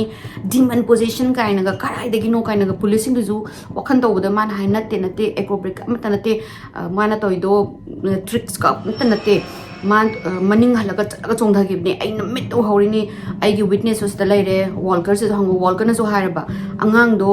magi behavior do demonic kumba possession behavior yawe ma haise I believe in paranormal mazu paranormal kumba thajai adu ragasu angang dugi dudi ahamba punsi da ahamba ubani do na ai demonic laiba pot lai haibase ai hanta ki angang si da ur matung da ai thajaba kha ka hore na adumaina moina interview da su hai report da su ire ibada mana report se moi thagat padagi sai mama do mayumda hadi mama duga masanu pa tu duga di mayumda leiro aduga rosaga ngasai angang nupi macha du ne mayam ba angang jahi mapan sugu du ne mo ngai mayumda hallo na hai bare mo si mayumda changaroi na haire mayumda changda bida moi se relatives ngi mayumda moi mari mata magi mayumda leire sano na leiraga moi se phone tore nongan bada phone tore noi amu loina mu lao interview launa ba khotna ba na tauraga moi se laaga interview pi ba angang ai sita hange angang ai hangas angang singdana haido demon possession haidi demon lei akhoi gi yum sida moi gi ka mathana thong mathana thingjan bi tawi akhoi ji khori meli adu tawi ada tawi strangle tawi nong da khadi strangulation gi kano mark puk lei yengu khulu ka angang sing su tum haidi moi gi wari do adum hai reply bidagi di moina sidi mama siga mabok siga mayum na thabase investigation ama tawdadi yara roi habidi mama do unfit mother oi doira mental problem lei ba mi gumba oi dora khopado rule out of report investigation to report noi ne yum da han ba yara roi noi akhoi gi protection doina leirani na DCS in angang singje DCS hoi department of child service ko moina loksalaga thamgare angang se loksalaga thamaga mama ga mabok da pidre pidabda mama do yam nungai ti habidi masu du koina awaba khangaga leiraga sumaina angang do loksangi ba aibu haina psychiatric kanogi psychiatric ki doctor amana tawraga evaluation to handoi ba ai gi kano ai mind se sound oi kholi na haibai makta da angang si mangon dagi pubi gare na masam nungai te adu ngasai Valerie na sumai gi report irami se mana angang do yengma matam da angang do bruises lairamde asoka pan lairamde angang do loin healthy and well fed oi adu duga kanu su mama ngasai gi kanu se latoya se mama latoya se zu adum mentally dum fit oi ba mali khoina hangba question jinga phajana hai khole yamtina koi gi desperation sa ba su ude khote na ma di ira ba matung si bok da report ira ba matung da dumain to bi na mama si yamna nungai jade aduga moina sai angang si loksang kha matung sida rosa hoi adagi mama jina moi gi church da moina appeal to bujane ri kanano na la ga moi gi mayum se yingbiru yo kholo na moi gi church ki mi mana saina police tai su complain la e moi ju investigate tong ni hai adu to na swaina kano to bi wona church amana huziki father se gi maming sina kano ko Michael Maginot ko ba father amajida komoina request la e hade sumaina chatlaga yumje amta yingbiru cho kholu cho aduga moi ju mayum angang jing do loksan ki dore aduduna police na ju investigation to matamda help ora ju khara bu to ra su wana request lak paje hujiki father Maginot na haije magi mapunsi mana chahi kun adumaina thabak to basida haina mama duga machaji mama do exorcism to biu asmaina yum do cleanse to biu thigal hai bis no mata lak ten hai directly kano dagi moi gi church ki department dagi lak ta bado adu ma sungak na haraga mana hoi na haraga masina April ki tang kuni 2012 da mana ngasai gi request la amatung sida mana mai husiki mayum si ji haunted oriba yum sida lae laaga mama duga mabok tu haidi alatoya ga rosa ga leiramdagi mana wari sa ba se kem tawam de khote moina sumai tawena wari sa ba se pungani muk sar matung sida ma husiki father dugi panak ta bathroom ma lai moi gi bathroom ma lai ba bathroom sida mai je khoi gi flicker to horok do haidi amut khoi gi khappa khotpa mai se mu mut amu than tawraga mai se khappaga flicker to ba horok sida rosa sina bathroom jam ti yengone to sida mapa usai father sina changa kan sida na father na hek huziki bathroom na sang magana atokhiba huziki kan to khapam baje ado ngasai gi bathroom degi ni ko angang ama ka tawra ido alang thora ido ado adagi mu ngak phamdara wari sabho gusda amuk sum kiri na mu khappa horok ba mu light semo adagi mu ngasai gi father sina mu changa kan sida mu lairamdre ne mu kano tawena hajigi father sina mu changa kan sida mu mut khiba hadi ngasai flicker to mu he tokhiba adum normal to oigiba ꯑꯗꯥꯏꯅ ꯇꯧꯕꯁꯦ ꯑꯅꯤꯔꯛ ꯑꯍꯨꯝꯂꯛ ꯇꯧꯔꯕꯖꯥꯠꯅꯤ ꯐꯥꯗꯔꯁꯦ ꯑꯃꯨꯛ ꯍꯧꯒꯠ ꯑꯃꯨꯛ ꯆꯠ ꯑꯃꯨꯛ ꯂꯦꯞ ꯑꯃꯨꯛ ꯍꯧꯒꯠ ꯇꯧꯕꯗꯒꯤ ꯃꯥꯁꯤꯅ ꯈꯒ ꯆꯤꯡꯅꯕ ꯍꯧꯔꯛꯑꯦ ꯁꯤꯒꯤ ꯌꯨꯝꯁꯦ ꯐꯥꯗꯔꯁꯤ ꯂꯥꯛꯄꯁꯤꯗ ꯉꯁꯥꯏꯒꯤ ꯗꯤꯃꯟꯁꯤꯅ ꯃꯉꯣꯟꯗ ꯀꯤꯍꯟꯒꯦꯅ ꯇꯧꯕꯗꯣ ꯉꯝꯗꯕꯅꯤꯅ ꯑꯗꯨꯃꯥꯏꯅꯒꯁꯨ ꯐꯥꯗꯔꯗꯨꯅ ꯃꯥꯒꯤ ꯔꯤꯄꯣꯔꯠꯇꯁꯨ ꯃꯥꯒꯤ ꯔꯤꯄꯣꯔꯠꯇꯨꯁꯨ ꯑꯗꯨꯝ ꯃꯣꯏꯒꯤ ꯆꯔꯆꯀꯤ ꯔꯤꯄꯣꯔꯠꯇ ꯄꯤꯗꯣꯏꯅꯤ ꯑꯗꯨꯒ ꯋꯥꯔꯤ ꯁꯥꯟꯅꯔ ꯃꯇꯨꯡꯁꯤꯗ ꯋꯥꯔꯤꯁꯦ ꯁꯥꯟꯅꯔꯤꯉꯩꯁꯤꯗ ꯉꯁꯥꯏꯒꯤ ꯃꯣꯏꯒꯤ ꯆꯥꯛꯈꯨꯝꯒꯤ ꯊꯣꯡꯅꯥꯎꯗ ꯕ꯭ꯂꯥꯏꯟꯁꯤꯅ ꯃꯣꯏꯒꯤ ꯂꯩ ꯋꯥꯏꯠ ꯀꯂꯔꯒꯤ ꯕ꯭ꯂꯥꯏꯟꯁꯤꯅ ꯂꯩ ꯑꯩ ꯐꯣꯇꯣ ꯍꯥꯞꯆꯔꯛꯀꯦ ꯃꯌꯥꯝꯅ ꯈꯪꯅꯕ ꯑꯗꯨꯒꯤ ꯕ꯭ꯂꯥꯏꯟꯁꯦ ꯅꯨꯡꯁꯤꯠꯀ ꯑꯃꯨꯛꯇ ꯂꯩꯇꯅ ꯑꯗꯒꯤꯗꯤ ꯑꯦꯌꯔ ꯐ꯭ꯂꯣ ꯑꯝꯇ ꯂꯩꯇꯅ ꯑꯩꯈꯣꯏꯒꯤ ꯑꯦꯌꯔ ꯐ꯭ꯂꯣ ꯑꯝꯇ ꯂꯩꯇꯅ ꯁꯨꯃꯥꯏꯅ ꯍꯥꯏꯕ ꯍꯧꯔꯛꯄꯖꯥꯠꯅꯤ ꯃꯊꯟꯗ ꯀꯅꯥꯅꯣꯝꯅ ꯄꯨꯜ ꯍꯥꯏꯅ ꯆꯤꯡꯕꯒꯤ ꯇꯥꯏꯞꯇ ꯑꯗꯒꯤ ꯐꯥꯗꯔꯁꯤꯅ ꯎꯔꯝꯅꯤꯀꯣ ꯎꯔꯒ ꯃꯥꯅ ꯆꯪꯕꯁꯤꯗ ꯑꯃꯨꯛ ꯂꯦꯞꯈ꯭ꯔꯦ ꯉꯁꯥꯏꯒꯤ ꯍꯥꯏꯔꯝꯕꯗꯣ ꯑꯗꯨꯒ ꯃꯥꯅ ꯌꯦꯡꯕꯁꯤꯗ ꯃꯣꯏ ꯂꯤꯕꯤꯡ ꯔꯨꯝꯒꯤ ꯃꯈꯥꯒꯤ ꯐ꯭ꯂꯣꯔꯁꯤꯡꯁꯤꯗ ꯂꯣꯏꯅꯃꯛ ꯑꯩꯈꯣꯏꯒꯤ ꯌꯥꯝ ꯆꯥꯎꯕ ꯕꯨꯠꯀꯤ ꯄ꯭ꯔꯤꯟꯠ ꯑꯗꯨꯁꯨ ꯑꯆꯣꯠꯄ ꯏꯁꯤꯡꯅ ꯆꯣꯠꯄ ꯕꯨꯠ ꯄ꯭ꯔꯤꯟꯠꯀꯤ ꯃꯌꯥꯝ ꯂꯩꯔꯝꯃꯤ ꯃꯈꯜ ꯑꯩꯅ ꯉꯁꯥꯏꯒꯤ ꯐꯥꯗꯔꯅ ꯈꯜꯂꯤꯁꯦ ꯑꯩꯁꯨ ꯈꯣꯡꯎꯞ ꯇꯣꯡꯉ ꯆꯪꯉꯛꯏꯅꯦ ꯑꯗꯨ ꯑꯩꯅ ꯆꯪꯉꯛꯄꯗꯗꯤ ꯅꯣꯡꯁꯨ ꯆꯨꯗꯦ ꯑꯗꯨꯒ ꯑꯩꯒꯤ ꯈꯣꯡꯎꯞꯀꯤ ꯃꯔꯝꯁꯦ ꯆꯣꯠꯂꯒ ꯇꯥꯐꯝ ꯊꯣꯛꯇꯦ ꯁꯤꯅꯦ ꯑꯗꯨ ꯃꯈꯨꯠ ꯃꯌꯥꯝ ꯂꯩꯕꯗꯒꯤ ꯑꯗꯒꯤ ꯃꯥꯁꯦ ꯄꯨꯡ 4 ꯏꯟꯇꯔꯚ꯭ꯌꯨ ꯂꯧꯋꯦ ꯍꯥꯏꯌꯦ ꯑꯗꯨꯒ ꯐꯥꯗꯔꯁꯤꯅ ꯂꯧꯔꯀꯥꯟꯁꯤꯗ ꯃꯣꯏꯒꯤ ꯕ꯭ꯂꯥꯏꯟꯁꯤꯗ ꯑꯩꯈꯣꯏꯒꯤ ꯂꯤꯀ꯭ꯋꯤꯠ ꯑꯩꯈꯣꯏꯒꯤ ꯊꯤꯛ ꯂꯤꯀ꯭ꯋꯤꯠ ꯇꯧꯅ ꯇꯧꯕ ꯍꯥꯏꯗꯤ ꯃꯍꯤ ꯑꯣꯏꯕ ꯊꯥꯎꯗꯧꯅ ꯇꯧꯕ ꯑꯃ ꯀꯩꯅꯣꯒ ꯑꯩꯈꯣꯏꯒꯤ ꯁꯣꯔꯁꯇꯗꯤ ꯂꯥꯛꯐꯝ ꯑꯃꯠꯇ ꯁꯣꯔꯁ ꯂꯩꯇꯅ ꯉꯁꯥꯏꯒꯤ ꯕ꯭ꯂꯥꯏꯟꯁꯤꯡꯁꯤꯗ ꯂꯣꯏꯅ ꯃꯍꯤ ꯑꯣꯏꯅ ꯇꯥꯔꯒ ꯅꯞꯄꯒ ꯂꯩꯕꯁꯤ ꯃꯥ ꯎꯔꯦ ꯑꯗꯣ ꯃꯥꯒꯤ ꯃꯥꯅ ꯐꯥꯗꯔ ꯑꯣꯏꯕ ꯃꯇꯝꯒꯤ ꯃꯥꯅ ꯇ꯭ꯔꯦꯅꯤꯡ ꯃꯇꯝꯁꯤꯗ ꯌꯨꯝ ꯑꯁꯨꯃꯥꯏꯅ ꯄ꯭ꯔꯦꯖꯦꯟꯁ ꯂꯩꯕ ꯍꯥꯏꯅ ꯒꯣꯁ ꯂꯩꯕ ꯗꯤꯃꯟ ꯂꯩꯕꯁꯦ ꯑꯅꯝꯕꯅ ꯍꯧꯖꯤꯛꯀꯤ ꯂꯤꯀ꯭ꯋꯤꯠ ꯁꯕꯁꯇꯦꯟꯁꯁꯦ ꯌꯥꯝꯅ ꯊꯣꯛꯀꯜꯂꯤ ꯍꯥꯏ ꯊꯥꯎꯗꯧꯅ ꯇꯧꯕ ꯅꯪ ꯂꯥꯎꯕ ꯑꯩꯈꯣꯏꯒꯤ ꯆꯅꯞ ꯂꯥꯎꯕ ꯄꯣꯠ ꯊꯣꯛꯄꯁꯦ ꯑꯗꯒꯤ ꯃꯥꯁꯦ ꯀꯟꯚꯤꯟꯁ ꯑꯣꯏꯔꯦ ꯍꯥꯏꯗꯤ ꯑꯁꯤꯒꯤ ꯌꯨꯝꯁꯦ ꯗꯤꯃꯟꯁꯨ ꯂꯩ ꯒꯣꯁꯁꯨ ꯂꯩꯌꯦꯅ ꯃꯥꯅ ꯀꯟꯚꯤꯟꯁ ꯇꯧꯔꯒ ꯃꯥꯅ ꯉꯁꯥꯏꯒꯤ ꯌꯨꯝꯁꯦ ꯕ꯭ꯂꯦꯁ ꯇꯧꯕꯤꯔꯝꯃꯦ ꯍꯥꯏ ꯍꯣꯂꯤ ꯋꯥꯇꯔꯒ ꯂꯣꯏꯅ ꯃꯥꯅ ꯊꯥꯗꯣꯛꯇꯅ ꯑꯗꯨꯒ ꯃꯥꯅ ꯃꯃꯥꯁꯤꯒ ꯀꯩꯅꯣꯁꯤꯒꯗ ꯃꯕꯣꯛꯀꯁꯤꯗ ꯍꯥꯏꯔꯤꯁꯦ ꯅꯣꯏ ꯌꯨꯝꯁꯤꯗ ꯂꯩꯔꯅꯨ ꯌꯨꯝꯁꯤꯗ ꯅꯣꯏ ꯂꯩꯔꯒꯗꯤ ꯅꯣꯏꯒꯤ ꯀꯩꯅꯣꯗꯣ ꯐꯗꯧ ꯃꯥꯟꯗ꯭ꯔꯦ ꯌꯨꯝ ꯍꯣꯡꯇꯣꯛꯑꯣꯅ ꯍꯥꯏꯕꯗꯒꯤ ꯃꯣꯏꯁꯦ ꯇꯦꯝꯄꯔꯔꯤ ꯃꯇꯝ ꯈꯔꯒꯤ ꯃꯣꯏꯒꯤ ꯃꯔꯤ ꯃꯇꯥ ꯑꯃꯒꯤ ꯃꯌꯨꯝꯗ ꯂꯩꯔꯤꯀꯥꯟꯗ ꯇꯥꯏꯃꯤꯡꯁꯤꯗꯁꯨ ꯑꯉꯥꯡꯁꯦ ꯁꯨꯝ ꯅꯥꯀꯟꯗ ꯃꯣꯏꯅ ꯏꯟꯇꯔꯚ꯭ꯌꯨ ꯃꯌꯥꯝ ꯂꯧꯔꯤꯅꯤ DCS ꯃꯣꯏꯒꯤ ꯄꯔꯁꯅꯦꯜ ꯃꯌꯥꯝ ꯄꯨꯂꯤꯁ ꯃꯌꯥꯝ ꯃꯣꯏ ꯏꯟꯇꯔꯚ꯭ꯌꯨ ꯂꯧꯔꯦ ꯑꯗꯨꯒ ꯉꯁꯥꯏꯒꯤ ꯐꯥꯗꯔꯅꯁꯨ ꯑꯗꯨꯒꯤ ꯔꯤꯄꯣꯔꯠꯇꯣ ꯂꯥꯛꯄꯗꯒꯤ ꯅꯨꯃꯤꯠ 2 ꯂꯩꯔꯒ ꯄꯨꯂꯤꯁ 2 ꯑꯃꯅꯦ ꯑꯗꯣ ꯉꯁꯥꯏꯒꯤ ꯃꯣꯏꯒꯤ DCSꯀꯤ ꯑꯣꯐꯤꯁꯔ ꯚꯦꯂꯔꯤ ꯋꯥꯁꯤꯡꯇꯟꯁꯦ ꯃꯣꯏꯉꯩ ꯂꯥꯛꯇꯣꯏꯅꯤ ꯍꯧꯖꯤꯛꯀꯤ ꯌꯨꯝꯁꯦ ꯆꯦꯛ ꯇꯧꯖꯦꯅ ꯑꯗꯣ ꯃꯣꯏꯗꯤ ꯉꯁꯥꯏ ꯍꯣꯡꯗꯣꯛꯈ꯭ꯔꯕꯅꯤꯀꯣ ꯍꯥꯏꯗꯤ ꯃꯇꯝ ꯈꯔꯒꯤ ꯍꯣꯡꯗꯣꯛꯄꯅꯤꯅ ꯃꯣꯏꯅ ꯆꯠꯂꯨꯔꯒ ꯉꯁꯥꯏꯒꯤ ꯃꯔꯤ ꯃꯇꯥꯗꯨꯒꯤ ꯃꯌꯨꯝꯗꯒꯤ ꯄꯨꯔ ꯂꯥꯛꯑꯦ ꯃꯣꯏ 5ꯁꯦ ꯂꯥꯛꯃꯤꯟꯅꯕꯗ ꯀꯩꯅꯣꯅ ꯍꯥꯏꯔꯤꯁꯦ ꯑꯦꯃꯟꯁꯤꯅ ꯍꯥꯏꯔꯤꯁꯦ ꯉꯁꯥꯏ ꯃꯃꯥꯗꯨꯅ ꯍꯥꯏꯗꯣ ꯑꯩꯗꯤ ꯆꯪꯉꯔꯣꯏ ꯑꯩꯗꯤ ꯆꯪꯕ ꯁꯨꯡꯉꯝ ꯉꯝꯃꯔꯣꯏ ꯑꯩꯉꯣꯟꯗꯁꯨ ꯄꯣꯖꯦꯁ ꯇꯧꯕꯅꯤꯅ ꯑꯩ ꯆꯪꯉꯔꯣꯏꯅ ꯃꯥꯁꯦ ꯆꯪꯉꯣ ꯌꯥꯗꯦ ꯍꯥꯏꯌꯦ ꯃꯃꯥꯁꯦ ꯑꯗꯣ ꯀꯩꯒꯤꯅꯣꯗ ꯉꯁꯥꯏ ꯐꯥꯗꯔꯅ ꯂꯥꯛꯑꯝꯕ ꯇꯥꯏꯃꯤꯡꯗꯨꯗꯁꯨ ꯃꯃꯥꯁꯦ ꯃꯁꯥ ꯃꯀꯣꯛ ꯆꯤꯛꯑꯦ ꯀꯥꯟꯅꯁꯨ ꯍꯥꯏꯔꯛꯄ ꯃꯀꯣꯛꯁꯦ ꯆꯤꯛꯄꯁꯤꯗ ꯉꯁꯥꯏ ꯐꯥꯗꯔꯁꯤꯅ ꯀ꯭ꯔꯣꯁꯀ ꯊꯝꯕꯗ ꯃꯁꯥꯗꯣ ꯑꯩꯈꯣꯏꯒꯤ ꯅꯤꯛꯄꯤꯒ ꯇꯧꯈꯤꯕꯖꯥꯠꯅꯤ ꯃꯥꯁꯦ ꯑꯗꯨꯗꯨꯅ ꯃꯥꯁꯨ ꯄꯣꯖꯦꯁ ꯑꯣꯏꯕꯁꯦ ꯃꯥꯁꯨ ꯀꯟꯚꯤꯟꯁ ꯑꯣꯏꯖꯕꯒꯤ ꯑꯩ ꯆꯪꯉꯔꯣꯏ ꯑꯩꯗꯤ ꯐꯥꯗꯔꯅ ꯑꯩꯉꯣꯟꯗ ꯑꯁꯨꯃꯥꯏꯅ ꯀꯩꯅꯣ ꯕ꯭ꯂꯦꯁ ꯇꯧꯔꯕꯅꯤ ꯑꯁꯤꯒꯤ ꯌꯨꯝꯁꯦ ꯑꯩ ꯆꯪꯉꯔꯣꯏ ꯍꯥꯏꯕꯗꯒꯤ ꯔꯣꯁꯥꯁꯤꯅ ꯑꯩ ꯆꯪꯉꯒꯦ ꯐꯔꯦ ꯑꯩꯗꯤ ꯂꯥꯏ ꯌꯥꯝꯅ ꯈꯣꯏꯔꯝꯕ ꯂꯥꯏ ꯅꯤꯡꯕ ꯃꯤꯅꯤ ꯂꯥꯏꯅ ꯑꯩ ꯄ꯭ꯔꯣꯇꯦꯛ ꯇꯧꯕꯤꯅꯤꯅ ꯍꯥꯏꯔꯒ ꯀꯩꯅꯣꯁꯤꯅꯦ ꯃꯕꯣꯛ ꯔꯣꯁꯥ ꯀꯦꯝꯕꯦꯜꯁꯤꯅꯦ ꯉꯁꯥꯏꯒꯤ ꯚꯦꯂꯦꯔꯤ ꯋꯥꯁꯤꯡꯇꯟꯅꯦ ꯄꯨꯂꯤꯁ 2 ꯑꯃꯒ ꯄꯨꯂꯤꯁ ꯑꯅꯤꯁꯤꯅ ꯑꯃꯁꯤꯅ ꯕ꯭ꯔꯥꯏꯟ ꯃꯤꯂꯔ ꯀꯧꯏ ꯑꯃꯁꯤꯅ ꯆꯥꯔꯜꯁ ꯑꯣꯁꯇꯤꯟ ꯀꯧꯏ ꯃꯣꯏ 5ꯁꯦ ꯂꯥꯛꯑꯒ ꯃꯣꯏꯅ ꯌꯨꯝꯁꯦ ꯆꯪꯁꯦ ꯍꯥꯏꯕꯗ ꯃꯗꯨꯗꯤ ꯌꯥꯗ꯭ꯔꯕꯅꯤꯅ ꯃꯣꯏ 4ꯁꯦ ꯆꯪꯉꯦ ꯃꯃꯥꯁꯤꯗꯤ ꯃꯄꯥꯟꯗ ꯂꯦꯞꯍꯧꯔꯦ ꯑꯍꯥꯟꯕ ꯆꯪꯕꯁꯤ ꯃꯣꯏꯅ ꯍꯥꯏꯁꯦ ꯌꯨꯝꯁꯦ ꯍꯦꯛ ꯆꯪꯕꯒ 3 bedroom ꯂꯩꯔꯒ ꯂꯤꯚꯤꯡ ꯔꯨꯝ ꯑꯃ ꯂꯩꯔꯦ ꯑꯗꯒꯤ ꯕꯥꯊꯔꯨꯝ ꯉꯁꯥꯏꯒꯤ 1 bathroom ꯂꯩꯔꯦ ꯑꯗꯨꯒ ꯅꯥꯀꯟꯗ ꯑꯣꯄꯟ ꯀꯤꯆꯟ ꯍꯥꯏꯅ ꯃꯣꯏ ꯁꯤꯗꯗꯤ ꯀꯤꯆꯟꯁꯦ ꯔꯨꯝ ꯑꯣꯏꯅ ꯂꯩꯇꯦ ꯄꯨꯔꯥ ꯑꯣꯄꯟ ꯑꯣꯏꯔꯒ ꯂꯤꯚꯤꯡ ꯔꯨꯝꯗꯨꯒ ꯁꯝꯅꯔꯒ ꯂꯩ ꯑꯗꯨꯒꯤ ꯀꯤꯆꯟꯗꯨꯒꯤꯗꯨꯗ ꯗꯣꯔ ꯑꯃ ꯋꯨꯗꯟ ꯗꯣꯔ ꯑꯃ ꯂꯩ ꯑꯗꯨꯗꯨꯅ ꯃꯈꯥꯗ ꯕꯦꯁꯃꯦꯟꯗ ꯀꯨꯝꯕꯒꯤ ꯑꯣꯏꯗꯣꯏꯅꯤ ꯑꯗ ꯃꯣꯏꯁꯤꯅ ꯍꯧꯖꯤꯛꯀꯤ ꯕꯦꯁꯃꯦꯟꯁꯦ ꯍꯥꯡꯇꯣꯛꯑꯒ ꯀꯨꯝꯊꯕꯗ ꯁ꯭ꯇꯦꯌꯔꯅ ꯀꯨꯝꯊꯔꯒ ꯁ꯭ꯇꯦꯌꯔꯁꯤꯒꯤ ꯃꯈꯥꯁꯤꯗ ꯍꯧꯖꯤꯛꯀꯤ ꯐ꯭ꯂꯣꯔꯁꯤꯗꯤ ꯀꯪꯀ꯭ꯔꯤꯠꯀꯤ ꯐ꯭ꯂꯣꯔꯅꯤꯀꯣ ꯑꯗꯨ ꯑꯣꯏꯔꯒꯁꯨ ꯑꯩꯈꯣꯏꯒꯤ ꯇꯧꯊꯣꯛꯑꯒ ꯂꯩꯔꯝꯕ ꯖꯒꯥ ꯑꯃ ꯂꯩꯔꯝꯃꯤ ꯈꯔ ꯑꯩꯈꯣꯏꯒꯤ ꯐꯠꯇꯕ ꯃꯌꯥꯝ ꯇꯥꯔꯝꯕ ꯇꯧꯊꯣꯛꯑ ꯂꯩꯔꯝꯕ ꯑꯃ ꯑꯗꯨꯃ ꯂꯩꯔꯦ ꯑꯗ ꯃꯣꯏꯁꯤꯡꯁꯤꯅ ꯐꯣꯇꯣꯁꯦ ꯅꯝꯃꯒ ꯚꯣꯏꯁ ꯔꯦꯀꯣꯔꯗꯤꯡ ꯉꯁꯥꯏꯒꯤ ꯄꯨꯂꯤꯁ ꯑꯣꯁꯇꯤꯟꯗꯨꯅꯦ ꯑꯗꯩ ꯃꯤꯂꯔꯅꯦ ꯃꯣꯏ ꯑꯅꯤꯁꯤꯅ ꯐꯣꯇꯣꯁꯦ ꯅꯝꯃꯒ ꯌꯦꯡꯉ ꯆꯠꯄꯗ ꯉꯁꯥꯏꯒꯤ ꯔꯣꯁꯥꯅ ꯃꯟꯗꯤꯔ ꯑꯃ ꯁꯦꯝꯃꯝꯕ ꯂꯥꯏꯒꯤ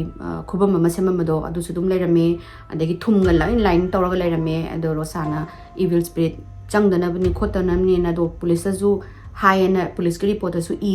ꯃꯣꯏꯅ ꯎꯕꯁꯤꯡꯗꯨꯅꯤꯀꯣ ꯃꯣꯏꯅ ꯎꯕꯁꯤꯡꯗꯣ ꯐꯣꯇꯣ ꯅꯝꯃꯒ ꯉꯁꯥꯏꯒꯤ ꯁ꯭ꯇꯦꯌꯔ ꯃꯈꯥ ꯑꯅꯝꯕ ꯁ꯭ꯇꯦꯌꯔ ꯃꯈꯥꯁꯤꯗꯒꯤꯅꯤ ꯃꯣꯏꯅ ꯃꯈꯣꯟꯁꯦ ꯌꯥꯝ ꯇꯥꯔꯤꯁꯦ ꯈꯣꯠꯂꯤꯁꯦ ꯁ꯭ꯇꯦꯌꯔꯗ ꯀꯥꯈꯠꯂꯛꯄ ꯃꯥꯜꯂꯦ ꯈꯣꯠꯂꯦ ꯍꯥꯏꯕꯒꯤ ꯁ꯭ꯇꯦꯌꯔ ꯃꯈꯥꯁꯦ ꯐꯣꯇꯣꯒ ꯅꯝꯗꯅ ꯈꯣꯠꯇꯅ ꯇꯧꯔꯦ ꯐꯣꯇꯣꯒ ꯅꯝꯗꯅ ꯂꯣꯏꯕꯗꯒꯤ ꯃꯣꯏꯁꯤꯡꯁꯦ hangre halaga police station sida ngasai police ani sina moi ngasai photo jingdo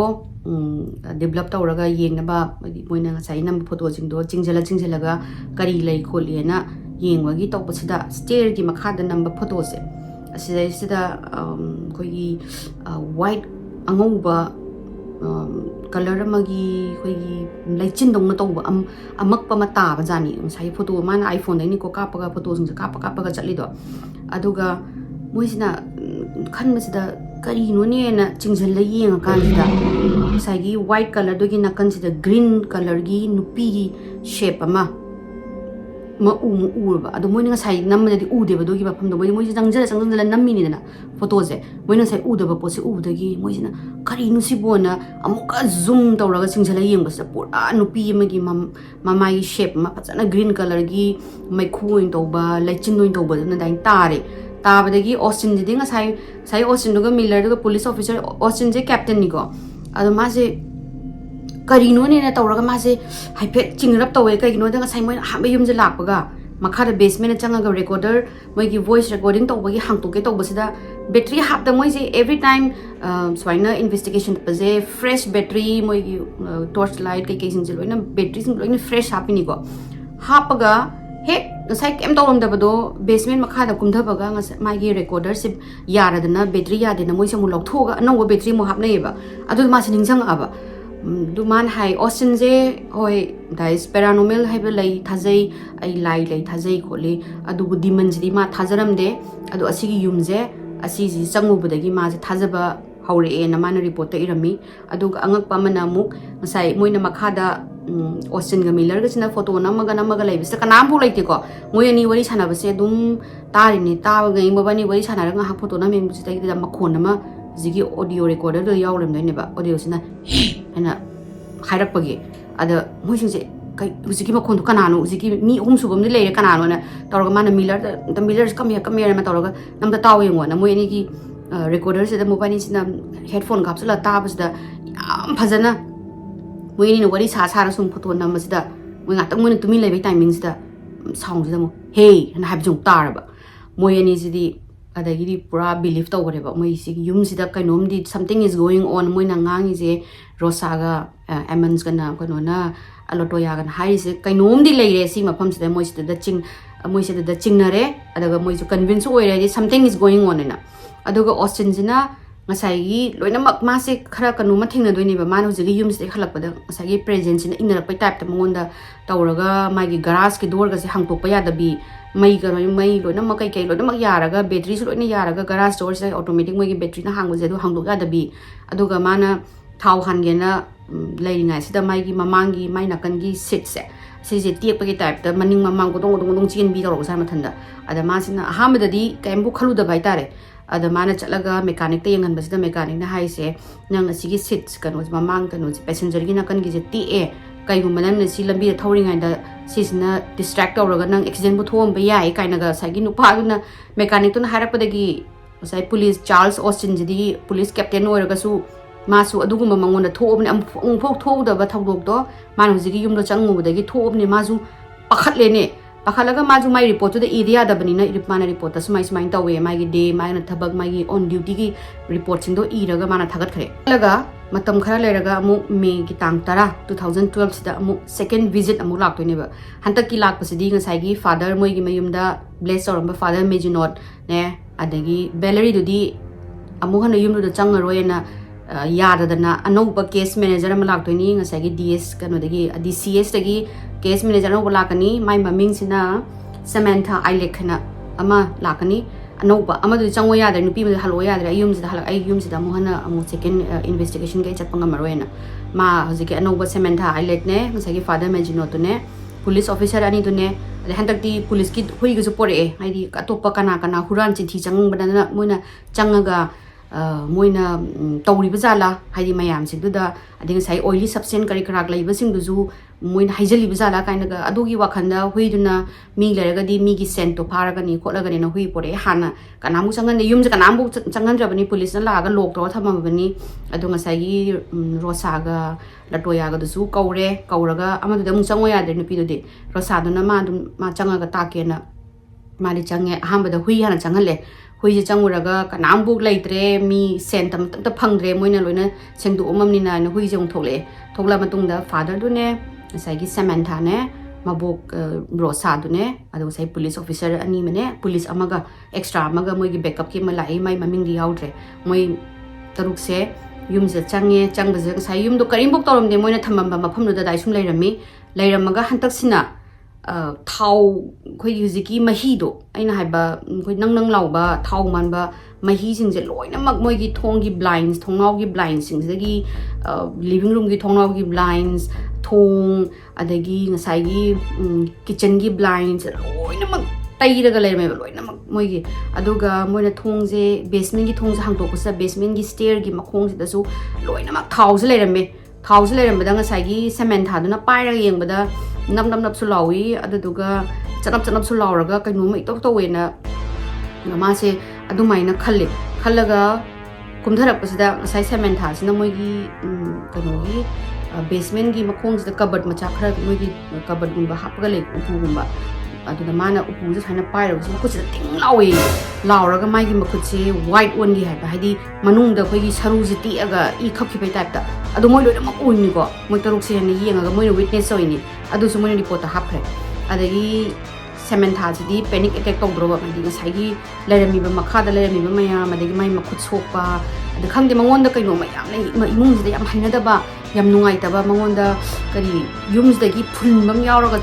yums e thok ma si maring chatpado upai lai tamni ma khangame khangaga ngasai gi dirt area ma leibido ina do khoi hutu ga leramba jaga do adu do yenga se tok thoga kana no sidagi tunnel ga semaga mi changak pra khopra si je yeng je na moin haido 4/3 kano footmuk kan to ba lu ba pak pa ma taw moin ngasai gi dirt floor do taw bujani police na taw bujida ahamba da moina phangi je nail pol khoi gi nail press on nail kano gi khoi gi finger nail ko fake nail haitare na ko adugumba ama phange adagi di nupi gi underwear pair ama phange di pair of underwear ama phange adagi cooking pan haitare na ko khoi gi pan thong na ba do adu mu manung du gi dirt manung du yaw le mini ko adu phange aduga khoi t-shirt ki pin na moi sida political gi pin ko mai am lei adu zuma le rame adagi moza pair am zu le rame aduga khoi gi mithai gi maku mayam ne aduga last moina phangi duna yamna heavy over metal yamna lumba metal amaga le rame hai manung sida adugi dagi moi se toktho phanam tawro bok manung da foot ahum tawre tawbos da kaimbo phangdabdagi moina sidai di kaimbo laitra male concrete hard concrete na tangai raduna makhata na tawroi singena moina toga kakhalak pasida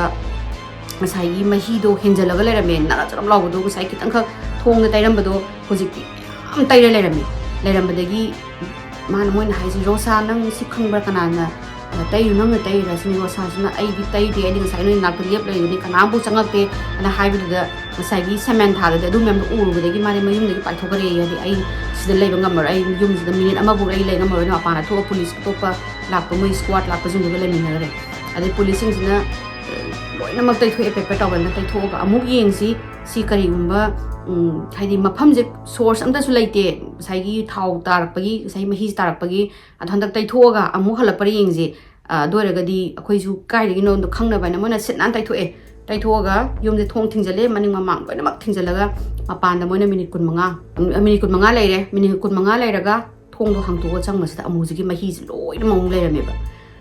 ada moi source karai dagi la ino khangre moi ma ko ngawre nga sai gi mahi je ade father imagine ona jo haire asi demon strong demons presence ni lai se la haide ghost le moi miyam sida demon su yam leire aduduna aina father oi bigi training matam da asmai na yawi kholi asi gi kano je moi haidong sai gi kano dina father dina haido mana tamakpada smai na mahi thogadi asi gi mafam je khoi gi kano ni helgi adare norokum gi ꯆꯪꯐꯝ ꯑꯣꯏꯗꯣꯏꯅꯤ ꯃꯣꯏꯒꯤ ꯊꯣꯛꯄ ꯌꯥꯕ ꯊꯣꯡꯒꯨꯝꯕ ꯆꯪ ꯊꯣꯛꯄꯁꯤꯡ ꯌꯥꯕꯗꯨꯒꯨꯝꯕ ꯇꯥꯏꯞꯇ ꯑꯗꯨꯒꯨꯝꯕ ꯊꯥꯎ ꯍꯧꯖꯤꯛꯀꯤ ꯃꯍꯤꯅꯤꯅ ꯐꯥꯗꯔꯅ ꯍꯥꯏꯌꯦ ꯑꯗꯣ ꯄꯨꯂꯤꯁꯇꯨꯗꯤ ꯃꯣꯏꯅ ꯐꯪꯕ ꯀꯩꯅꯣꯗꯣ ꯏꯗ ꯌꯥꯗꯕꯒꯤ ꯏꯔꯒ ꯊꯣꯛꯂꯛꯑꯀꯥꯟꯁꯤꯗ ꯉꯁꯥꯏꯒꯤ ꯑꯣꯁꯇꯤꯟꯗꯨꯅ ꯑꯃꯨꯛ ꯐꯣꯇꯣ ꯅꯝꯗꯣꯏꯅꯤ ꯐꯣꯇꯣ ꯌꯨꯝꯒꯤ ꯍꯥꯏꯗꯤ ꯌꯨꯝ ꯃꯃꯥꯡꯁꯦ ꯂꯥꯁꯀꯤ ꯑꯣꯏꯅ ꯂꯣꯏꯔꯛꯄꯁꯤꯗ ꯃꯥ ꯐꯣꯇꯣ ꯅꯝꯕꯁꯤꯗ ꯐꯣꯇꯣ ꯅꯝꯃꯦ ꯐꯣꯇꯣ ꯅꯝꯃꯒ ꯃꯥꯅ ꯍꯥꯏꯕꯗꯣ ꯃꯥꯁꯦ ꯃꯥꯒꯤ ꯃꯄꯨꯟꯁꯤ ꯃꯥꯅ ꯆꯍꯤ 10-15 ꯄꯨꯂꯤꯁ ꯑꯣꯏꯔꯛꯄꯁꯤꯗ ꯃꯔꯗꯔ ꯇꯧꯕ ꯔꯦꯞ ꯇꯧꯕ ꯍꯨꯔꯥꯟꯕ ꯃꯤ ꯍꯥꯠꯄ ꯃꯌꯥꯝ ꯃꯥ ꯊꯦꯡꯅꯔꯕꯅꯤ ꯁꯤꯖꯟ ꯑꯣꯐꯤꯁꯔꯅꯤ ꯑꯗꯨ ꯍꯧꯖꯤꯛꯀꯤ ꯌꯨꯝꯁꯤꯗ ꯃꯝꯃꯒ ꯂꯩꯕ ꯃꯥ ꯉꯝꯗꯦ ꯃꯥꯏ ꯃꯁꯥꯁꯤꯗ ꯐꯨꯟꯕ ꯑꯃ ꯌꯥꯎꯕ ꯌꯨꯝꯁꯤꯗꯒꯤ ꯊꯣꯛꯈ꯭ꯔꯣ ꯀꯥꯏꯅꯒ ꯏꯟꯊꯣꯛꯄꯒꯤ ꯇꯥꯏꯞꯇ ꯃꯉꯣꯟꯗ ꯐꯥꯎꯋꯦꯅ ꯍꯥꯏ ꯑꯗꯨꯒ ꯃꯥꯅ ꯐꯣꯇꯣꯁꯦ ꯃꯌꯨꯝꯗ ꯃꯥꯅ ꯃꯥꯒꯤ ꯁ꯭ꯇꯦꯁꯟꯗ ꯌꯧꯔꯒ ꯐꯣꯇꯣꯁꯦ ꯌꯦꯡꯕꯁꯤꯗ ꯑꯁꯤꯒꯤ ꯐꯣꯇꯣꯁꯦ ꯁꯤꯁꯦ ꯌꯥꯎꯔꯝꯗꯣꯏꯅꯦꯕ ꯍꯧꯖꯤꯛꯀꯤ ꯌꯨꯝꯁꯤꯒꯤ ꯃꯃꯥꯡ ꯍꯥꯏꯗꯤ ꯃꯣꯏꯅ ꯂꯣꯏꯅꯃꯛ ꯊꯣꯛꯂꯛꯑꯒ ꯊꯣꯡ ꯊꯤꯡꯖꯤꯜꯂꯒ ꯐꯣꯇꯣ ꯅꯝꯕꯒꯤꯁꯤꯗꯩꯗ ꯁꯤꯒꯤ ꯐꯤꯒꯔ ꯑꯉꯧꯕꯁꯦ ꯂꯦꯞꯄꯒ ꯀꯅꯥꯅꯣꯃ ꯂꯦꯞꯄꯒ ꯂꯩꯕꯒꯤ ꯐꯤꯒꯔꯁꯤ ꯎꯗꯣꯏꯅꯤ ꯁꯤ ꯎꯕꯗꯒꯤ ꯑꯣꯁꯇꯤꯟꯗꯨꯗꯤ ꯑꯃꯨꯛ ꯍꯟꯅ ꯑꯗꯨꯒꯤꯗꯨꯗ ꯆꯠꯂꯔꯣꯏꯅ ꯍꯥꯏꯈ꯭ರೆ ꯅꯣꯏ ꯑꯇꯣꯞꯄ ꯆꯠꯄ ꯅꯣꯏ ꯑꯗꯨꯝ ꯆꯠꯂꯒ ꯅꯣꯏ ꯏꯟꯚꯦꯁꯇꯤꯒꯦꯠ ꯇꯧꯋꯅ ꯑꯗꯣ ꯁꯤꯒꯤ ꯃꯇꯥꯡꯁꯤꯗꯒꯤ ꯃꯣꯏꯁꯦ ꯔꯣꯁꯥꯗꯣ ꯊꯥꯖꯔꯦ ꯈꯔ ꯑꯃꯅ ꯊꯥꯖꯗꯦ ꯈꯔ ꯑꯃꯅ ꯃꯣꯏ ꯃꯌꯥꯝꯅ ꯇꯧꯕꯅꯤꯅ ꯍꯥꯏ ꯑꯗꯨꯒ ꯉꯁꯥꯏꯒꯤ ꯂꯦꯟꯂꯣꯔꯗ ꯍꯧꯖꯤꯛꯀꯤ ꯌꯨꯝꯁꯤꯒꯤ ꯃꯄꯨꯁꯤꯅ ꯍꯥꯏꯔꯤꯁꯦ ꯃꯣꯏ ꯂꯥꯛꯇ꯭ꯔꯤꯉꯩꯗ ꯑꯇꯣꯞꯄ ꯇꯦꯅꯦꯟ ꯂꯩꯔꯝꯃꯤ ꯇꯦꯅꯦꯟ ꯂꯩꯔꯝꯕꯁꯤ ꯅꯣꯡꯃꯇ ꯁꯤꯒꯤ ꯀꯝꯄ꯭ꯂꯦꯟꯁꯦ ꯇꯧꯗꯦ ꯈꯣꯠꯇꯦ ꯑꯗꯨꯒ ꯃꯣꯏ ꯃꯇꯨꯡꯗꯁꯨ ꯇꯦꯅꯦꯟ ꯃꯇꯝ ꯈꯔ ꯂꯩꯔꯝꯃꯤ ꯃꯣꯏꯅꯁꯨ ꯅꯣꯡꯃꯇ ꯁꯨꯃꯥꯏꯅ ꯇꯝꯅꯩ ꯈꯣꯠꯂꯦ ꯍꯥꯏꯕꯁꯦ ꯑꯩꯉꯣꯟꯗ ꯀꯝꯄ꯭ꯂꯦꯟ ꯇꯧꯗꯦ ꯈꯣꯠꯇꯦ ꯑꯗꯨ ꯃꯣꯏ ꯇꯧꯗꯦ ꯈꯣꯠꯇꯦꯅ ꯑꯗꯒꯤ ꯃꯣꯏꯅ ꯍꯧꯖꯤꯛꯀꯤ ꯋꯥꯔꯤꯁꯦ ꯄꯕ꯭ꯂꯤꯁ ꯇꯧꯕꯗꯒꯤ ꯇꯦꯅꯦꯟꯇꯨꯁꯨ ꯂꯩꯌꯣ ꯌꯥꯗ꯭ꯔꯦ ꯑꯗꯨꯅ ꯆꯠꯈ꯭ꯔꯦ ꯃꯣꯏꯅ ꯇꯧꯔꯤꯁꯦ ꯃꯣꯏꯗꯣ ꯁꯨꯃꯥꯏꯅ ꯐꯦꯃꯁ ꯑꯣꯏꯅꯤꯡꯕꯒꯤ ꯋꯥꯔꯤꯁꯦ ꯃꯣꯏꯅ ꯁꯥꯖꯤꯜꯂꯤꯅꯤ ꯈꯣꯠꯂꯤꯅꯤ ꯇꯦꯅꯦꯟꯗꯨꯅꯗꯤ ꯍꯥꯏ ꯃꯣꯏꯁꯤꯅ ꯀꯩꯅꯣ ꯇꯧꯗꯅꯕ ꯔꯦꯟꯠ ꯄꯤꯗꯅꯕ ꯑꯗꯨꯒ ꯃꯣꯏꯒꯤ ꯁꯥꯏꯅ ꯋꯥꯔꯤꯁꯦ ꯐꯦꯃꯁ ꯑꯣꯏꯔꯗꯤ ꯑꯇꯣꯞꯄ ꯗꯣꯀꯨꯃꯦꯟꯇ꯭ꯔꯤ ꯃꯌꯥꯝ ꯄꯥꯝꯕ ꯃꯤꯁꯤꯡꯅ ꯂꯥꯛꯑꯒ ꯃꯣꯏꯗ ꯄꯩꯁꯥ ꯄꯤꯅꯕꯅꯤ ꯈꯣꯠꯅꯕꯅꯤ ꯀꯥꯏꯅꯒ ꯑꯗꯨꯃꯥꯏꯅ ꯃꯣꯏꯁꯦ ꯀꯥꯎꯟꯇꯔ ꯑꯦꯇꯦꯛ ꯌꯥꯝ ꯇꯧꯅꯈ꯭ꯔꯦ ꯑꯗꯣ ꯔꯣꯁꯥꯁꯤꯅ ꯍꯥꯏꯁꯦ ꯑꯩꯗꯤ ꯔꯤꯂꯤꯖꯤꯌꯁ ꯃꯤꯅꯤ ꯑꯩꯅ ꯀꯩꯗꯧꯕꯒꯤ ꯏꯆꯥꯅꯨꯄꯤꯗ ꯏꯁꯨꯁꯤꯡꯗ ꯑꯗꯨꯃꯥꯏꯅ ꯀꯩꯗꯧꯕꯒꯤ ꯊꯕꯛꯀ ꯇꯧꯍꯟꯗꯣꯏꯅꯣꯅ ꯃꯥꯅ ꯑꯗꯨꯃꯥꯏꯅ ꯁꯨ ꯍꯥꯏ ꯏꯟꯇꯔꯚ꯭ꯌꯨꯗ ꯑꯗꯒꯤ ꯃꯥꯒꯤꯗ ꯋꯤꯠꯅꯦꯁꯁꯨ ꯂꯩꯈ꯭ꯔꯦꯗꯅ ꯋꯤꯠꯅꯦꯁꯁꯤꯡꯁꯤꯅꯁꯨ ꯍꯥꯏꯁꯦ ꯑꯩꯈꯣꯏ ꯁꯤ ꯊꯦꯡꯅꯩ ꯕꯠ ꯗꯤꯃꯟꯗꯨꯗꯤ ꯎꯕ ꯅꯠꯇꯦ ꯕꯠ ꯁꯤꯒꯤ ꯐꯣꯇꯣꯁꯦ ꯁꯤ ꯈꯛꯇꯅꯤ ꯁꯤꯁꯦ ꯂꯥꯁ ꯐꯣꯇꯣ ꯗꯤꯃꯟꯅꯦꯁꯨ ꯍꯥꯏꯕ ꯉꯝꯗꯦ ꯃꯦ ꯕꯤ ꯃꯣꯏ ꯆꯠꯈ꯭ꯔꯒ ꯀꯅꯥꯅꯣꯝꯃ ꯑꯍꯣꯕꯗꯒꯤ ꯊꯤꯒꯠꯂꯒ ꯍꯥꯏꯗꯤ ꯀꯥꯈꯠꯂꯒ ꯂꯦꯞꯄꯒ ꯂꯩꯕꯁꯨ ꯌꯥꯏ ꯈꯣꯠꯂꯦꯅ ꯃꯌꯥꯝ ꯊꯤꯅ ꯀꯩꯅꯣꯗ ꯃꯥꯒꯤ ꯁꯤꯒꯤ ꯋꯥꯔꯤꯁꯦ ꯐꯣꯡꯉ ꯃꯇꯨꯡꯗ ꯃꯥꯒꯤ ꯔꯦꯀꯣꯔꯠꯁꯦ ꯄꯕ꯭ꯂꯤꯛ ꯑꯣꯏꯔ ꯃꯇꯨꯡꯁꯤꯗ ꯃꯌꯥꯝ ꯌꯥꯝ ꯊꯤꯅ ꯀꯩꯅꯣ ꯇꯧꯅꯈꯤ ꯍꯥꯏꯗꯤ ꯀꯥꯎꯟꯇꯔ ꯑꯦꯇꯦꯛ ꯌꯥꯝ ꯇꯧꯅꯈꯤ ꯃꯣꯏ ꯃꯁꯦꯟ ꯑꯗꯨꯒ ꯒꯣꯁ ꯍꯟꯇꯔ ꯑꯃ ꯂꯩꯕꯅꯤ ꯃꯣꯏꯒꯤ ꯄꯦꯔꯥꯅꯣꯃꯦꯜ ꯏꯟꯚꯦꯁꯇꯤꯒꯦꯠ ꯇꯧꯕ ꯅꯨꯄꯥ ꯑꯃ ꯂꯩꯕꯅꯤ ꯃꯥꯅ ꯁꯤꯒꯤ ꯌꯨꯝꯁꯦ ꯂꯩꯔꯒ ꯃꯥꯅ ꯍꯥꯎꯁ ꯑꯣꯐ ꯗꯤꯃꯟ ꯍꯥꯏꯅ ꯍꯥꯏꯕ ꯑꯦꯃꯥꯖꯣꯟ ꯄ꯭ꯔꯥꯏꯝꯗ ꯌꯥꯎꯕ ꯀꯩꯅꯣꯗ ꯃꯥꯒꯤ ꯁꯤꯔꯤꯁ ꯑꯃ ꯂꯩꯕꯅꯤ ꯑꯗꯨꯒꯤ ꯁꯤꯔꯤꯁꯁꯨ ꯃꯥꯅ ꯅꯝꯕꯅꯦꯕ ꯁꯤ ꯌꯨꯝꯁꯤꯗ ꯅꯝꯕꯗ ꯑꯗꯨꯒꯤ ꯃꯇꯥꯡꯗꯁꯨ ꯃꯌꯥꯝ ꯌꯥꯎꯕꯅꯤ ꯑꯩꯁꯨ ꯌꯦꯡꯖꯗ꯭ꯔꯤꯀꯣ ꯋꯥꯔꯤꯁꯦ ꯑꯗꯣ ꯑꯩꯅ ꯋꯥꯔꯤ ꯍꯥꯏꯐꯦꯠ ꯄꯥꯕꯒꯤ ꯃꯇꯨꯡ ꯏꯟꯅ ꯍꯧꯖꯤꯛꯀꯤ ꯅꯨꯄꯥ ꯃꯣꯏꯅ ꯏꯀ꯭ꯋꯤꯞꯃꯦꯟꯁ ꯀꯩꯀꯩ ꯇꯧꯔꯒ ꯏꯟꯚꯦꯁꯇꯤꯒꯦꯠ ꯇꯧꯕꯁꯤꯗ ꯃꯈꯟ ꯃꯊꯦꯜꯒꯤ ꯀꯩꯀꯩꯅꯣ ꯇꯝꯅ ꯈꯣꯠꯅꯕ ꯃꯌꯥꯝ ꯊꯦꯡꯅꯩ ꯍꯥꯏ ꯑꯗꯣ ꯑꯩꯁꯨ ꯅꯣꯡꯃ ꯌꯦꯡꯒꯦ ꯍꯧꯖꯤꯛ ꯌꯦꯡꯕ ꯁꯪꯗꯗꯅ ꯌꯦꯡꯗ ꯂꯩꯔꯦ ꯑꯗꯣ ꯃꯥꯅ ꯌꯨꯝꯁꯦ ꯈꯔ ꯂꯩꯔꯒ ꯍꯧꯖꯤꯛꯀꯤ ꯅꯝꯕ ꯂꯣꯏꯔꯒ ꯌꯨꯝꯁꯦ ꯊꯨꯒꯥꯏꯈ꯭ꯔꯒ ꯃꯥꯅ ꯌꯨꯝꯁꯦ ꯃꯥꯅ ꯂꯩ ꯂꯣꯏꯔꯒ ꯌꯨꯝꯁꯦ ꯂꯣꯏ ꯊꯨꯒꯥꯏꯈ꯭ꯔꯦꯀꯣ ꯍꯧꯖꯤꯛꯀꯤ ꯃꯥꯒꯤ ꯀꯩꯅꯣꯗꯣ ꯗꯣꯀꯨꯃꯦꯟꯇ꯭ꯔꯤꯗꯣ ꯅꯝꯕ ꯂꯣꯏꯔꯒ ꯌꯨꯝꯗꯣ ꯅꯧꯅ ꯑꯃꯨꯛ ꯁꯥꯔꯒ ꯁꯤꯒꯨꯝꯕ ꯇꯝꯅꯕ ꯈꯣꯠꯄ ꯃꯌꯥꯝꯁꯦ ꯃꯤ ꯑꯇꯣꯞꯄ ꯐꯦꯃꯤꯂꯤ ꯑꯃꯗ ꯑꯃꯨꯛ ꯊꯦꯡꯅꯗꯅꯕ ꯍꯥꯏꯅ ꯃꯥꯅ ꯊꯨꯒꯥꯏꯔꯒ ꯍꯧꯖꯤꯛ ꯌꯨꯝꯁꯦ ꯗꯤꯃꯣꯂꯤꯁ ꯇꯧꯔꯒ ꯅꯧꯅ ꯑꯃꯨꯛ ꯁꯥꯔꯒ ꯂꯩ ꯍꯥꯏꯌꯦ ꯑꯗꯒꯤ ꯉꯁꯥꯏꯒꯤ ꯃꯃꯥ ꯃꯆꯥ ꯃꯣꯏꯗꯁꯨ ꯀ꯭ꯂꯤꯌꯔꯦꯟꯁ ꯐꯪꯉꯦ ꯗꯣꯛꯇꯔꯗꯒꯤ ꯍꯥꯏꯗꯤ ꯂꯇꯣꯌꯥꯗꯣ ꯃꯦꯟꯇꯦꯜ ꯏꯜꯅꯦꯁ ꯅꯥꯗꯦ ꯈꯣꯠꯇꯦ ꯑꯉꯥꯡꯁꯤꯡꯗꯨꯁꯨ ꯖꯁ ꯍꯣꯏ ꯃꯃꯥꯗꯨꯅꯒ ꯀꯩꯅꯣ ꯇꯧꯔꯝꯕ ꯌꯥꯏ ꯑꯗꯣ ꯃꯣꯏꯒꯤ ꯋꯥꯔꯤꯗꯨꯗꯤ ꯇꯝꯅꯕ ꯈꯣꯠꯅꯕ ꯋꯥꯔꯤ ꯃꯌꯥꯝꯗꯨꯗꯤ ꯑꯗꯨꯗꯨꯅ ꯋꯥꯔꯤ ꯑꯃ ꯑꯣꯏꯈ꯭ꯔꯦ ꯕꯠ ꯐꯤꯖꯤꯀꯦꯂꯤ ꯀꯔꯤꯝꯕ ꯄ꯭ꯔꯣꯕ꯭ꯂꯦꯝ ꯂꯩꯇꯕꯅꯤꯅ ꯑꯉꯥꯡꯗꯣ ꯀꯨꯏꯅ ꯃꯃꯥꯒ ꯈꯥꯏꯅꯔꯕ ꯃꯇꯨꯡꯗ ꯃꯆꯥ ꯑꯍꯨꯝꯗꯣ ꯃꯥꯅ ꯀꯁꯇꯗꯤ ꯑꯃꯨꯛ ꯐꯪꯉꯒ ꯑꯃꯨꯛ ꯂꯩꯈꯤ ꯑꯗꯨꯒ ꯉꯁꯥꯏꯒꯤ ꯐꯥꯗꯔ ꯃꯦꯖꯤꯅꯣꯗꯨꯅ ꯃꯃꯥꯗꯣ ꯑꯦꯛꯁꯣꯔꯁꯤꯖꯝ 3रक ꯇꯧꯋꯦ ꯍꯥꯏ 3रक ꯇꯧꯔ ꯃꯇꯨꯡꯗ ꯃꯥꯁꯨ ꯃꯁꯥꯗꯣ ꯌꯥꯡꯉꯦ ꯀꯩꯝ ꯇꯧꯗ꯭ꯔꯦ ꯈꯣꯠꯇ꯭ꯔꯦ ꯍꯥꯏ ꯑꯗꯨꯒ ꯃꯣꯏꯅ ꯌꯨꯝ ꯑꯅꯧꯕ ꯍꯣꯡꯕ ꯃꯇꯝꯗꯁꯨ ꯑꯃꯨꯛ ꯍꯟꯅ ꯁꯤꯒꯤ ꯇꯝꯅꯕꯁꯦ ꯃꯣꯏꯗꯁꯨ ꯑꯃꯨꯛ ꯐꯥꯎꯕ ꯊꯣꯛꯇ꯭ꯔꯤ ꯍꯥꯏ ꯍꯧꯖꯤꯛ ꯃꯐꯝꯗꯣ ꯈꯛꯇꯪ ꯊꯣꯛꯄꯅꯤ ꯅꯧꯅ ꯍꯧꯖꯤꯛ ꯌꯨꯝꯗꯣ ꯃꯣꯏꯅ ꯍꯣꯡꯉꯒ ꯌꯨꯝ ꯑꯅꯧꯕꯗ ꯂꯩꯕꯗꯁꯨ ꯊꯣꯛꯇ꯭ꯔꯦ